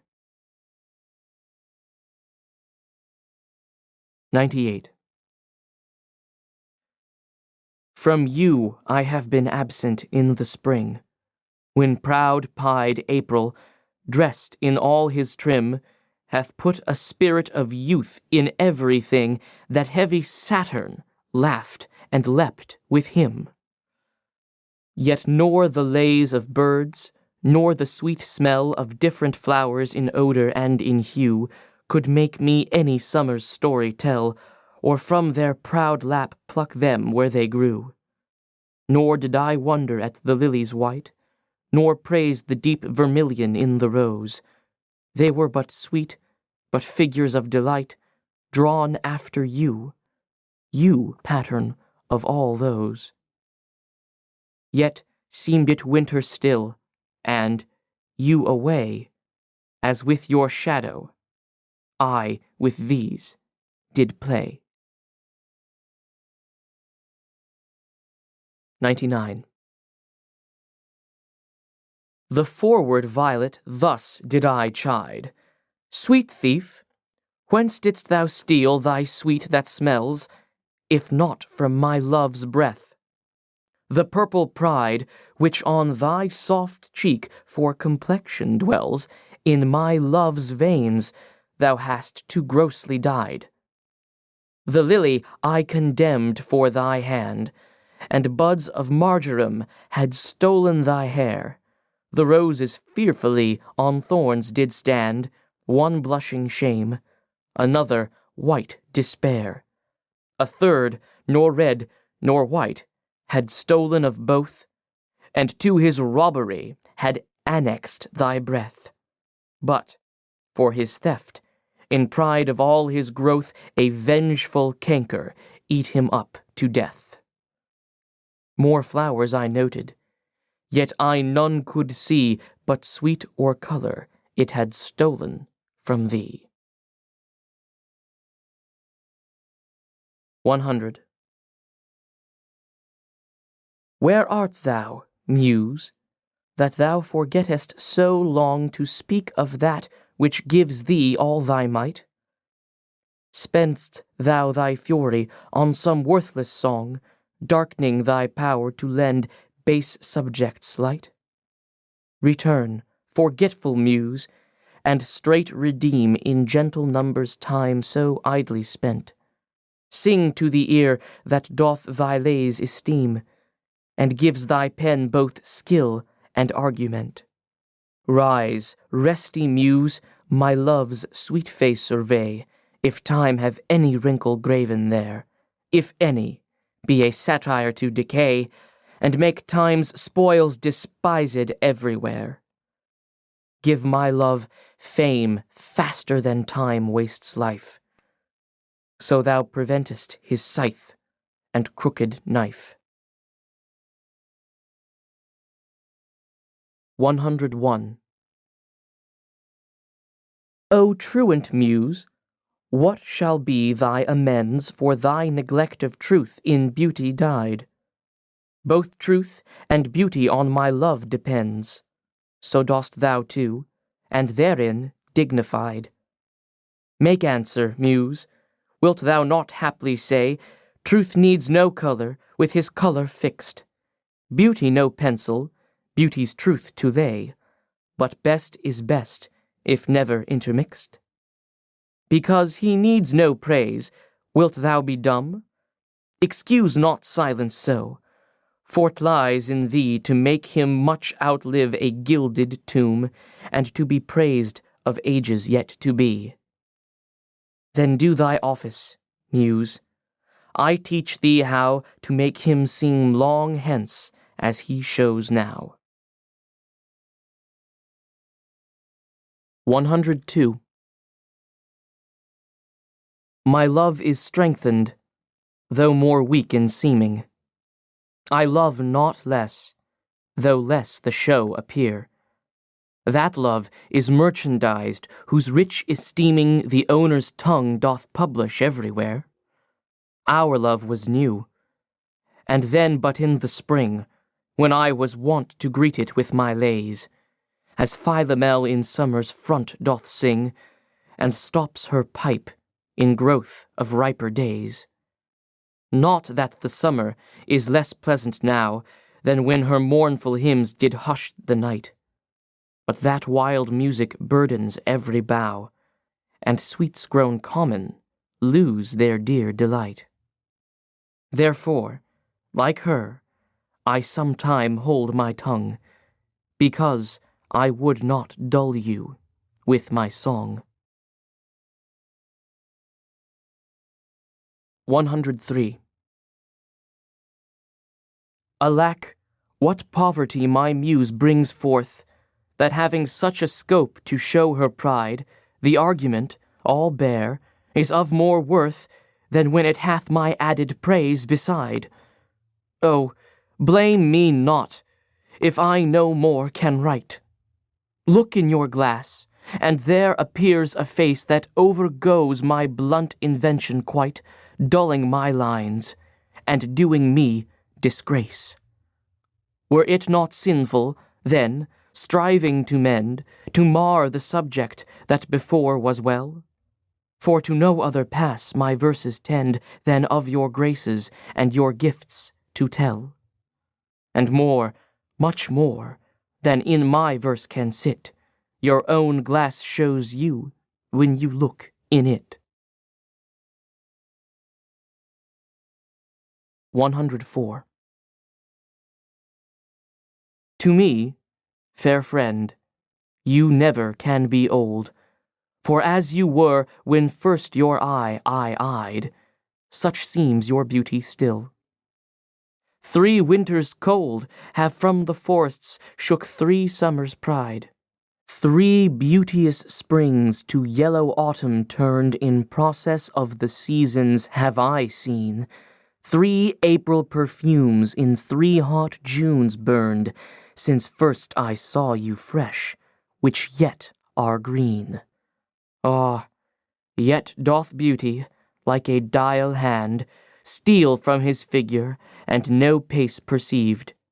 So your sweet hue, which methinks still doth stand, hath motion, and mine eye may be deceived. For fear of which, hear this, thou age unbred, ere you were born, was beauty's summer dead. 105. Let not my love be called idolatry, nor my beloved as an idol show, since all alike my songs and praises be to one, of one, still such, and ever so. Kind is my love today, tomorrow kind, still constant in a wondrous excellence. Therefore my verse to constancy confined, one thing expressing, leaves out difference. Fair, kind, and true is all my argument. Fair, kind, and true, varying to other words. And in this change is my invention spent, 3 themes in one, which wondrous scope affords. Fair, kind, and true have often lived alone, which 3 till now never kept seat in one. 106. When in the chronicle of wasted time I see descriptions of the fairest wights, and beauty making beautiful old rhyme in praise of ladies dead and lovely knights, then, in the blazon of sweet beauty's best, of hand, of foot, of lip, of eye, of brow, I see their antique pen would have expressed even such a beauty as you master now. So all their praises are but prophecies of this our time, all you prefiguring. And, for they looked but with divining eyes, they had not skill enough your worth to sing. For we, which now behold these present days, have eyes to wonder, but lack tongues to praise. 107. Not mine own fears, nor the prophetic soul of the wide world dreaming on things to come, can yet the lease of my true love control, supposed as forfeit to a confined doom. The mortal moon hath her eclipse endured, and the sad augurs mock their own presage. Incertainties now crown themselves assured, and peace proclaims olives of endless age. Now with the drops of this most balmy time my love looks fresh, and death to me subscribes, since, spite of him, I'll live in this poor rhyme, while he insults o'er dull and speechless tribes. And thou in this shalt find thy monument, when tyrants' crests and tombs of brass are spent. 108. What's in the brain, that ink may character, which hath not figured to thee my true spirit? What's new to speak, what new to register, that may express my love, or thy dear merit? Nothing, sweet boy, but yet, like prayers divine, I must each day say o'er the very same, counting no old thing old, thou mine, I thine, even as when first I hallowed thy fair name. So that eternal love in love's fresh case weighs not the dust and injury of age, nor gives to necessary wrinkles place, but makes antiquity for aye his page. Finding the first conceit of love there bred, where time and outward form would show it dead. 109. Oh, never say that I was false of heart, though absence seemed my flame to qualify. As easy might I from myself depart as from my soul, which in thy breast doth lie. That is my home of love. If I have ranged, like him that travels, I return again, just to the time, not with the time exchanged, so that myself bring water for my stain.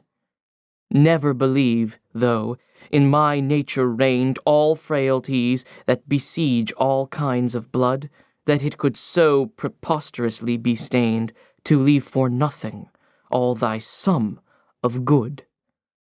For nothing this wide universe I call, save thou, my rose. In it thou art my all. 110. Alas, 'tis true I have gone here and there, and made myself a motley to the view, gored mine own thoughts, sold cheap what is most dear, made old offences of affections new. Most true it is that I have looked on truth askance and strangely.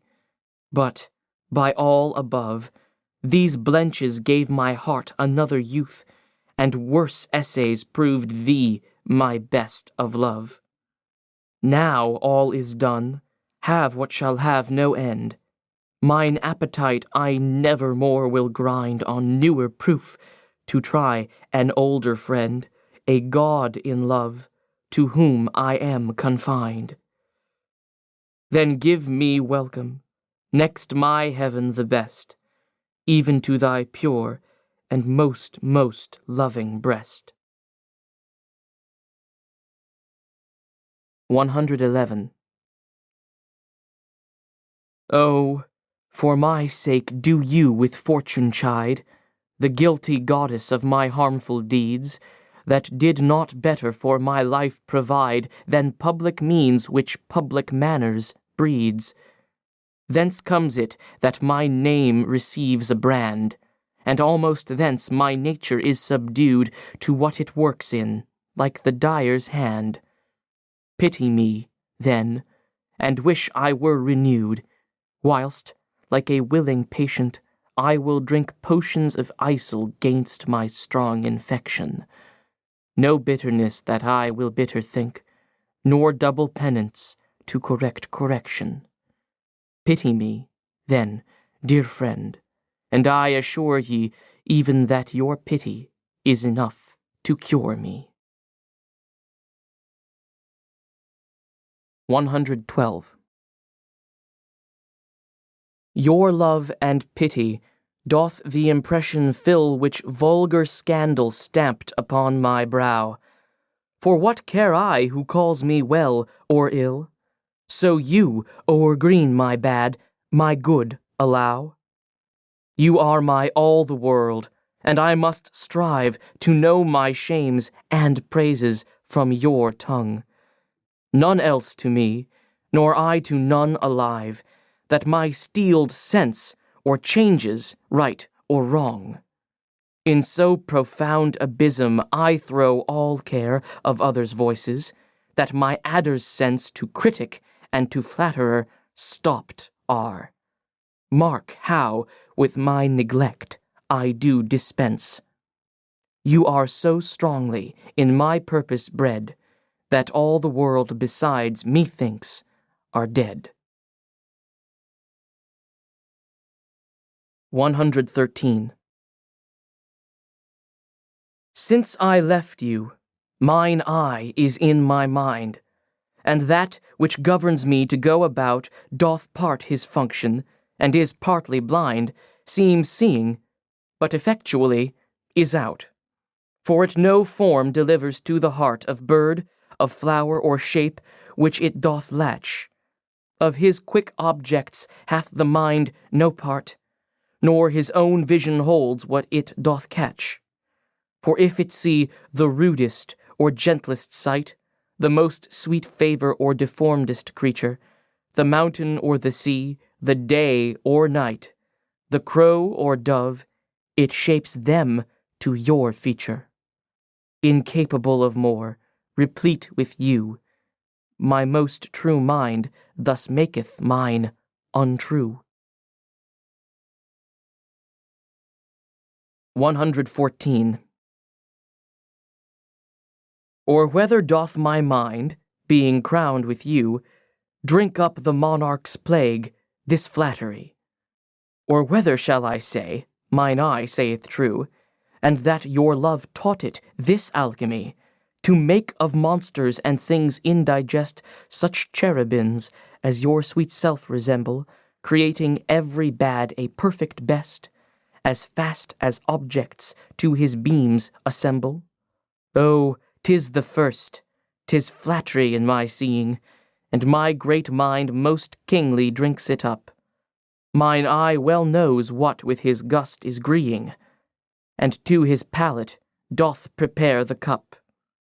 If it be poisoned, 'tis the lesser sin that mine eye loves it, and doth first begin. 115. Those lines that I before have writ do lie, even those that said I could not love you dearer. Yet then my judgment knew no reason why my most full flame should afterwards burn clearer. But reckoning time, whose millioned accidents creep in twixt vows, and change decrees of kings, tan sacred beauty, blunt the sharpest intents, divert strong minds to the course of altering things. Alas, why, fearing of time's tyranny, might I not then say, now I love you best, when I was certain o'er uncertainty, crowning the present, doubting of the rest? Love is a babe, then might I not say so, to give full growth to that which still doth grow. 116. Let me not to the marriage of true minds admit impediments. Love is not love which alters when it alteration finds, or bends with the remover to remove. Oh no, it is an ever fixed mark that looks on tempests and is never shaken. It is the star to every wandering bark, whose worth's unknown, although his height be taken. Love's not time's fool, though rosy lips and cheeks within his bending sickle's compass come. Love alters not with his brief hours and weeks, but bears it out, even to the edge of doom. If this be error, and upon me proved, I never writ, nor no man ever loved. 117. Accuse me thus, that I have scanted all wherein I should your great deserts repay, forgot upon your dearest love to call, whereto all bonds do tie me day by day, that I have frequent been with unknown minds, and given to time your own dear purchased right, that I have hoisted sail to all the winds which should transport me farthest from your sight. Book both my wilfulness and errors down, and on just proof surmise accumulate. Bring me within the level of your frown, but shoot not at me in your wakened hate, since my appeal says I did strive to prove the constancy and virtue of your love. 118. Like as, to make our appetites more keen, with eager compounds we our palate urge, as, to prevent our maladies unseen, we sicken to shun sickness when we purge. Even so, being full of your ne'er-cloying sweetness, to bitter sauces did I frame my feeding, and, sick of welfare, found a kind of meatness to be diseased, ere that there was true needing.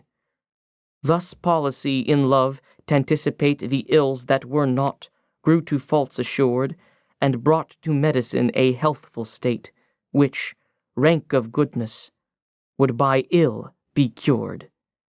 But thence I learn, and find the lesson true, drugs poison him that so fell sick of you. 119. What potions have I drunk of siren tears, distilled from limbecks foul as hell within, applying fears to hopes, and hopes to fears, still losing when I saw myself to win. What wretched errors hath my heart committed, whilst it hath thought itself so blessed never? How have mine eyes out of their spheres been fitted in the distraction of this madding fever? O benefit of ill! Now I find true that better is by evil still made better, and ruined love, when it is built anew, grows fairer than at first, more strong, far greater. So I return rebuked to my content, and gain by ill thrice more than I have spent. 120. That you were once unkind befriends me now, and for that sorrow which I then did feel needs must I under my transgression bow, unless my nerves were brass, or hammered steel. For if you were by my unkindness shaken, as I by yours, ye have passed a hell of time, and I, a tyrant, have no leisure taken to weigh how once I suffered in your crime.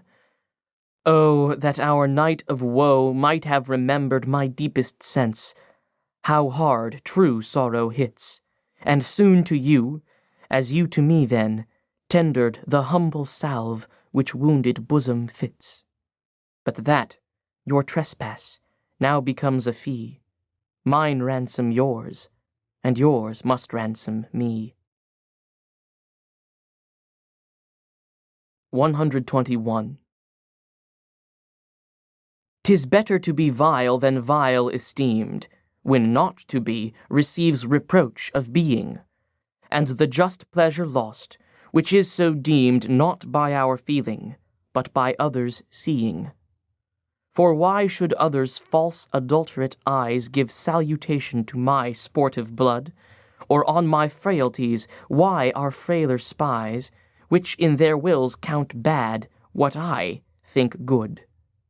No, I am that I am, and they that level at my abuses reckon up their own. I may be straight, though they themselves be bevel. By their rank thoughts my deeds must not be shown. Unless this general evil they maintain, all men are bad, and in their badness reign. 122.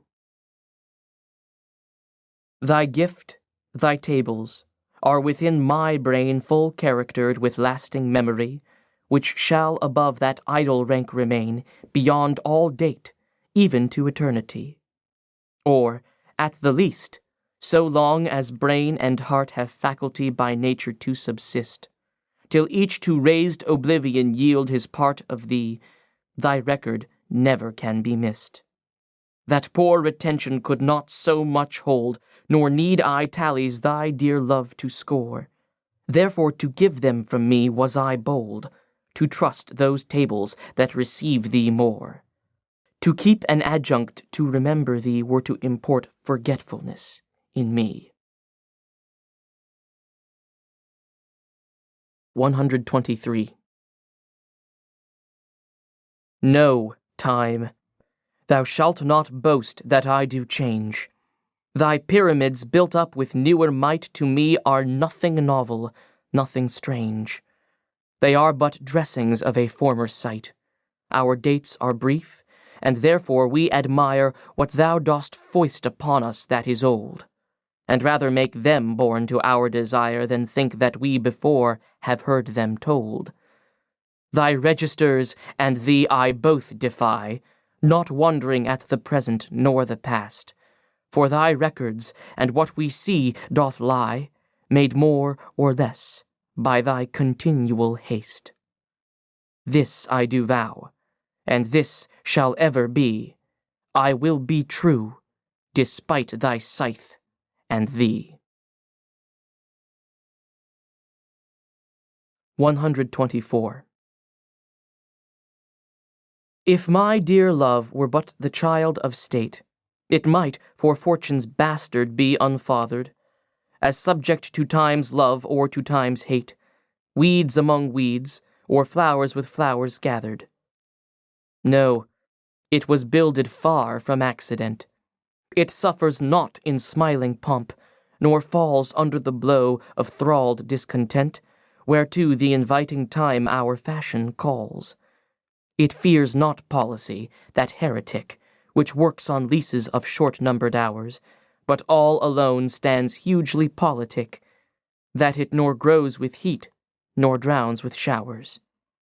To this I witness call the fools of time, which die for goodness, who have lived for crime.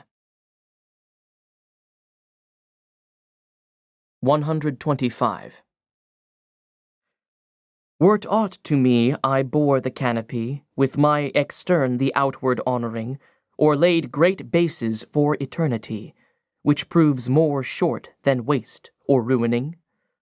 Have I not seen dwellers on form and favor lose all, and more, by paying too much rent, for compound sweet foregoing simple savor, pitiful thrivers, in their gazing spent? No, let me be obsequious in thy heart, and take thou my oblation, poor but free, which is not mixed with seconds, knows no art, but mutual render, only me for thee. Hence, thou suborned informer, a true soul when most impeached stands least in thy control. 126. O thou, my lovely boy, who in thy power dost hold time's fickle glass, his sickle hour, who hast by waning grown, and therein show'st thy lover's withering, as thy sweet self grow'st. If nature, sovereign mistress over rack, As thou goest onwards, still will pluck thee back. She keeps thee to this purpose, that her skill may time disgrace, and wretched minutes kill.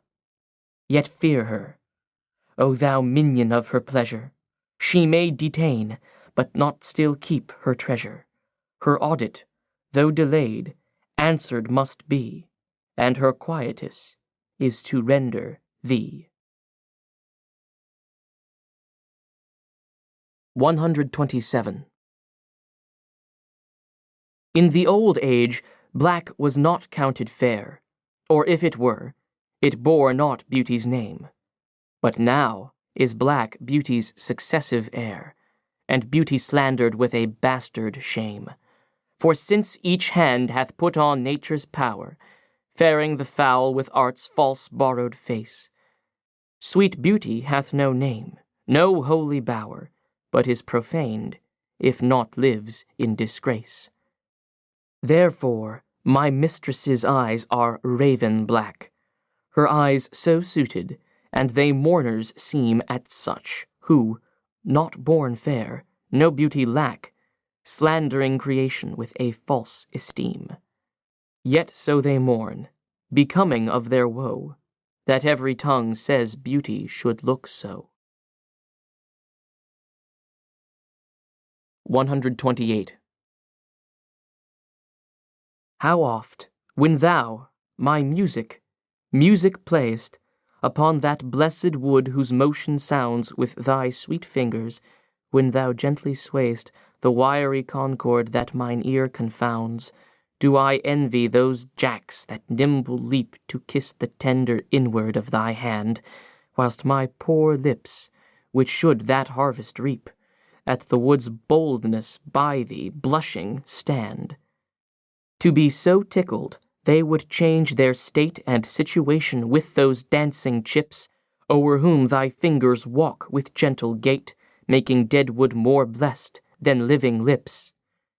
Since saucy jacks so happy are in this, give them thy fingers, me thy lips to kiss. 129. The expense of spirit in a waste of shame is lust in action, and till action, lust is perjured, murderous, bloody, full of blame, savage, extreme, rude, cruel, not to trust. Enjoyed no sooner but despised straight, past reason hunted, and no sooner had, past reason hated, as a swallowed bait. On purpose laid to make the taker mad, mad in purpose, and in possession so, had, having, and in quest to have, extreme, a bliss in proof, and proved a very woe, before a joy proposed, behind a dream. All this the world well knows, yet none knows well to shun the heaven that leads men to this hell. 130. My mistress's eyes are nothing like the sun. Coral is far more red than her lips red. If snow be white, why then her breasts are dun? If hairs be wires, black wires grow on her head. I have seen roses damasked, red and white, but no such roses see I in her cheeks. And in some perfumes is there more delight than in the breath that from my mistress reeks. I love to hear her speak, yet well I know that music hath a far more pleasing sound. I grant I never saw a goddess go. My mistress, when she walks, treads on the ground. And yet, by heaven, I think my love as rare as any she belied with false compare. 131. Thou art as tyrannous, so as thou art, as those whose beauties proudly make them cruel. For well thou knowest to my dear doting heart thou art the fairest and most precious jewel. Yet, In good faith, some say that thee behold, thy face hath not the power to make love groan. To say they err, I dare not be so bold, although I swear it to myself alone. And, to be sure that is not false, I swear, 1,000 groans, but thinking on thy face, one on another's neck, do witness bear thy black is fairest in my judgment's place. In nothing art thou black save in thy deeds, and thence this slander, as I think, proceeds. 132. Thine eyes I love, and they as pitying me, knowing thy heart torments me with disdain, have put on black, and loving mourners be, looking with pretty ruth upon my pain. And truly not the morning sun of heaven better becomes the grey cheeks of the east, nor that full star that ushers in the even doth half that glory to the sober west, as those two morning eyes become thy face. Oh, let it, then, as well beseem thy heart to mourn for me, since mourning doth thee grace, and suit thy pity like in every part. Then will I swear beauty herself is black, and all they foul that thy complexion lack. 133. Beshrew that heart that makes my heart to groan for that deep wound it gives my friend and me. Is't not enough to torture me alone, but slave to slavery my sweetest friend must be? Me from myself thy cruel eye hath taken, and my next self thou harder hast engrossed. Of him, myself, and thee I am forsaken, a torment thrice threefold thus to be crossed. Prison my heart in thy steel bosom's ward, but then my friend's heart let my poor heart bail. Whoe'er keeps me, let my heart be his guard. Thou canst not then use rigor in my jail. And yet thou wilt, for I, being pent in thee, perforce am thine, and all that is in me.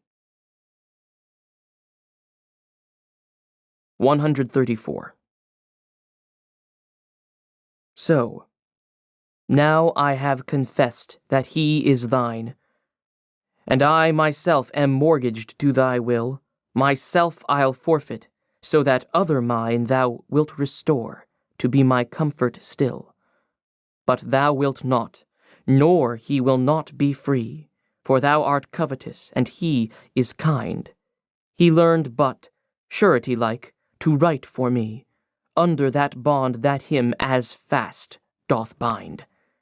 The statute of thy beauty thou wilt take, thou usurer, that put'st forth all to use, and sue a friend came debtor for my sake. So him I lose through my unkind abuse. Him have I lost, thou hast both him and me. He pays the whole, and yet am I not free. 135. Whoever hath her wish, thou hast thy will, and will to boot, and will in overplus. More than enough am I that vex thee still, to thy sweet will making addition thus. Wilt thou, whose will is large and spacious, not once vouchsafe to hide my will in thine? Shall will in others seem right gracious, and in my will no fair acceptance shine? The sea, all water, yet receives rain still, and in abundance addeth to his store. So thou, being rich in will, add to thy will one will of mine, to make thy large will more. Let no unkind, no fair beseechers kill, think all but one, and me in that one will. 136. If thy soul check thee that I come so near, Swear to thy blind soul that I was thy will, and will, thy soul knows, is admitted there. Thus far for love my love-suit sweet fulfill. Willful fulfill the treasure of thy love. I fill it full with wills, and my will one. In things of great receipt with ease we prove among a number one is reckoned none. Then, in the number let me pass untold, though in thy store's account I one must be. For nothing hold me, so it please thee hold that nothing me, a something sweet to thee. Make but my name thy love, and love that still, and then thou lovest me, for my name is Will. 137. Thou blind fool, love, what dost thou to mine eyes, that they behold and see not what they see? They know what beauty is, see where it lies, yet what the best is take the worst to be.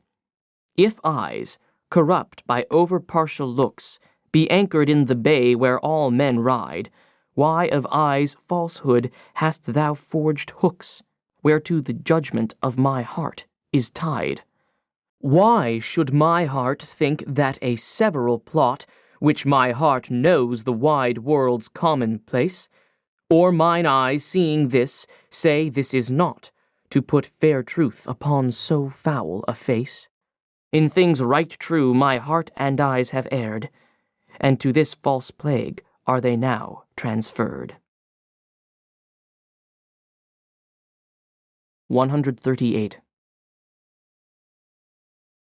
When my love swears that she is made of truth, I do believe her, though I know she lies, that she might think me some untutored youth, unlearned in the world's false subtleties. Thus vainly thinking that she thinks me young, although she knows my days are past the best, simply I credit her false-speaking tongue. On both sides thus is simple truth suppressed. But wherefore says she not she is unjust? And wherefore say not I that I am old? Oh, love's best habit is in seeming trust, and age in love loves not to have years told. Therefore I lie with her, and she with me, and in our faults by lies we flattered be. 139. Oh, call not me to justify the wrong that thy unkindness lays upon my heart. Wound me not with thine eye, but with thy tongue. Use power with power, and slay me not by art. Tell me thou lovest elsewhere, but in my sight, dear heart, forbear to glance thine eye aside. What needst thou wound with cunning, when thy might is more than my o'erpressed defense can bide? Let me excuse thee. Ah, my love well knows her pretty looks have been mine enemies, and therefore from my face she turns my foes, that they elsewhere might dart their injuries. Yet do not so, but since I am near slain, kill me outright with looks, and rid my pain. 140. Be wise as thou art cruel. Do not press my tongue-tied patience with too much disdain, lest sorrow lend me words, and words express the manner of my pity-wanting pain. If I might teach thee wit, better it were, though not to love, yet, love, to tell me so. As testy sick men, when their deaths be near, no news but health from their physicians know. For, if I should despair, I should grow mad, and in my madness might speak ill of thee. Now this ill-resting world is grown so bad, mad slanderers by mad ears believed be. That I may not be so, nor thou belied, bear thine eyes straight, though thy proud heart go wide. 141. In faith, I do not love thee with mine eyes, for they in thee 1,000 errors note. But 'tis my heart that loves what they despise, who, in despite of view, is pleased to dote. Nor are mine ears with thy tongue's tune delighted, nor tender feeling to base touches prone, nor taste, nor smell, desire to be invited to any sensual feast with thee alone. But my 5 wits, nor my 5 senses can dissuade one foolish heart from serving thee, who leaves unswayed the likeness of a man, thy proud heart's slave and vassal wretch to be. Only my plague thus far I count my gain, that she that makes me sin awards me pain. 142. Love is my sin, and thy dear virtue hate, hate of my sin, grounded on sinful loving. Oh, but with mine compare thou thine own state, and thou shalt find it merits not reproving. Or, if it do, not from those lips of thine, that have profaned their scarlet ornaments and sealed false bonds of love as oft as mine, robbed others' beds' revenues of their rents. Be it lawful I love thee, as thou lovest those whom thine eyes woo as mine importune thee. Root pity in thy heart, that, when it grows, thy pity may deserve to pitied be. If thou dost seek to have what thou dost hide, by self-example mayst thou be denied. 143. Lo, as a careful housewife runs to catch one of her feathered creatures broke away, sets down her babe, and makes all swift dispatch in pursuit of the thing she would have stay, whilst her neglected child holds her in chase, cries to catcher whose busy care is bent to follow that which flies before her face, not prizing her poor infant's discontent. So runnest thou after that which flies from thee, whilst I thy babe chase thee afar behind. But if thou catch thy hope, turn back to me, and play the mother's part, kiss me, be kind. So will I pray that thou mayst have thy will, if thou turn back, and my loud crying still. 144. 2 loves I have of comfort and despair, which like to spirits do suggest me still. The better angel is a man right fair, the worser spirit a woman colored ill. To win me soon to hell, my female evil tempteth my better angel from my side, and would corrupt my saint to be a devil, wooing his purity with her foul pride.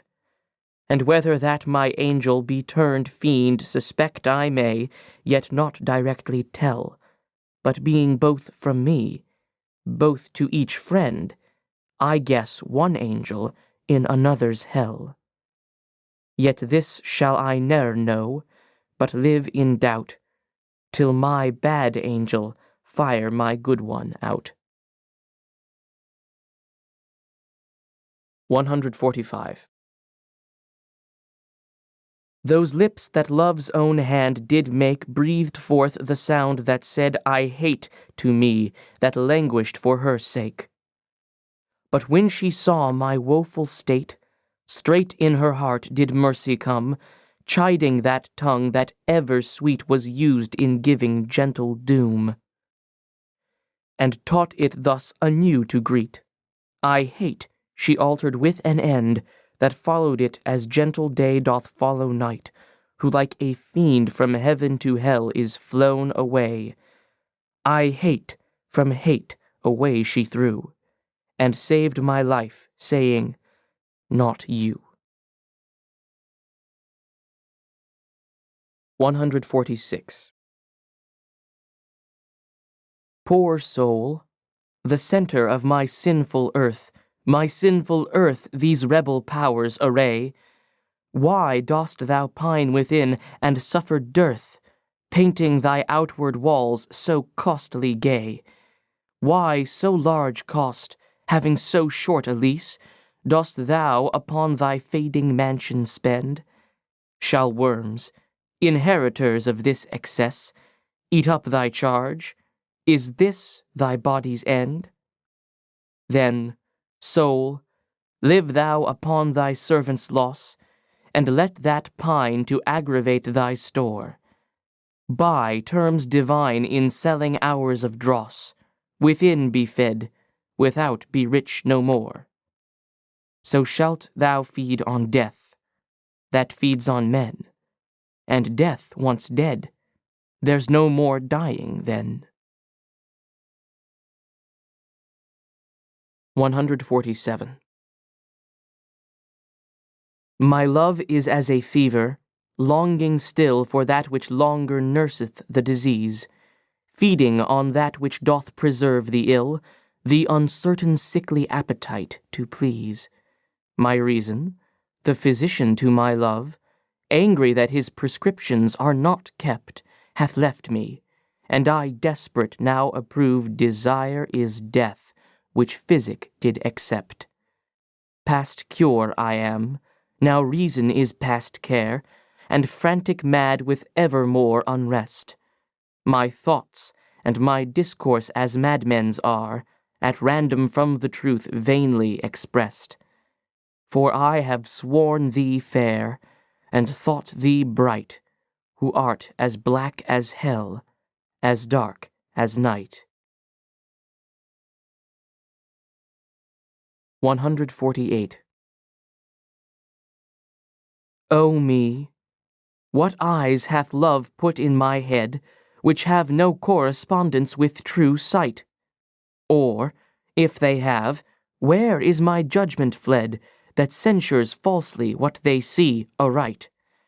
If that be fair whereon my false eyes dote, what means the world to say it is not so? If it be not, then love doth well denote love's eye is not so true as all men's. No. How can it? Oh, how can love's eye be true, that is so vexed with watching and with tears? No marvel, then, though I mistake my view, the sun itself sees not till heaven clears. O cunning love, with tears thou keep'st me blind, lest eyes well seeing thy foul faults should find. 149. Canst thou, O cruel, say I love thee not, when I, against myself, with thee partake? Do I not think on thee, when I forgot am of myself, all tyrant for thy sake? Who hateth thee that I do call my friend? On whom frown'st thou that I do fawn upon? Nay, if thou lourest on me, do I not spend revenge upon myself with present moan? What merit do I in myself respect, that it is so proud thy service to despise, when all my best doth worship thy defect, commanded by the motion of thine eyes? But, love, hate on, for now I know thy mind, those that can see thou lovest, and I am blind. 150. Oh, from what power hast thou this powerful might with insufficiency my heart to sway? To make me give the lie to my true sight, and swear that brightness doth not grace the day? Whence hast thou this becoming of things ill, that in the very refuse of thy deeds there is such strength and warranties of skill, that, in my mind, thy worst all best exceeds? Who taught thee how to make me love thee more, the more I hear and see just cause of hate? Oh, though I love what others do abhor, with others thou shouldst not abhor my state. If thy unworthiness raised love in me, more worthy I to be beloved of thee. 151. Love is too young to know what conscience is, yet who knows not conscience is born of love? Then, gentle cheater, urge not my amiss, lest guilty of my faults thy sweet self prove. For, thou betraying me, I do betray my nobler part to my gross body's treason. My soul doth tell my body that he may triumph in love. Flesh stays no farther reason, but, rising at thy name, doth point out thee as his triumphant prize. Proud of this pride, he is contented thy poor drudge to be, to stand in thy affairs, fall by thy side. No want of conscience hold it that I call her love, for whose dear love I rise and fall. 152. In loving thee thou know'st I am forsworn, but thou art twice forsworn, to me love swearing. In act thy bed vow broke, and new faith torn in vowing new hate after new love bearing. But why of 2 oaths breach do I accuse thee, when I break 20? I am perjured most, for all my vows are oaths but to misuse thee, and all my honest faith in thee is lost. For I have sworn deep oaths of thy deep kindness, oaths of thy love, thy truth, thy constancy, and, to enlighten thee, gave eyes to blindness, or made them swear against the thing they see. For I have sworn thee fair, more perjured I, to swear against the truth, so foul a lie. 153. Cupid laid by his brand, and fell asleep. A maid of Dian's this advantage found, and his love-kindling fire did quickly steep in a cold valley fountain of that ground, which borrowed from this holy fire of love a dateless lively heat still to endure, and grew a seething bath, which yet men prove against strange maladies a sovereign cure. But at my mistress's eye love's brand new fired, the boy for trial needs would touch my breast. I, sick withal, the help of bath desired, and thither hied a sad, distempered guest. But found no cure. The bath for my help lies where Cupid got new fire, my mistress's eyes. 154.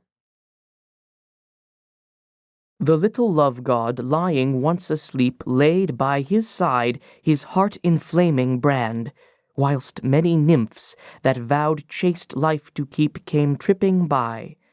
But in her maiden hand the fairest votary took up that fire which many legions of true hearts had warmed. And so the general of hot desire was, sleeping by a virgin hand, disarmed. This brand she quenched in a cool well by, which from love's fire took heat perpetual, growing a bath and healthful remedy for men diseased. But I, my mistress's thrall, came there for cure, and this by that I prove, love's fire heats water, water cools not love. Audiobook, recorded at ARDIS Studios, 2006. Read by Adama Maskina.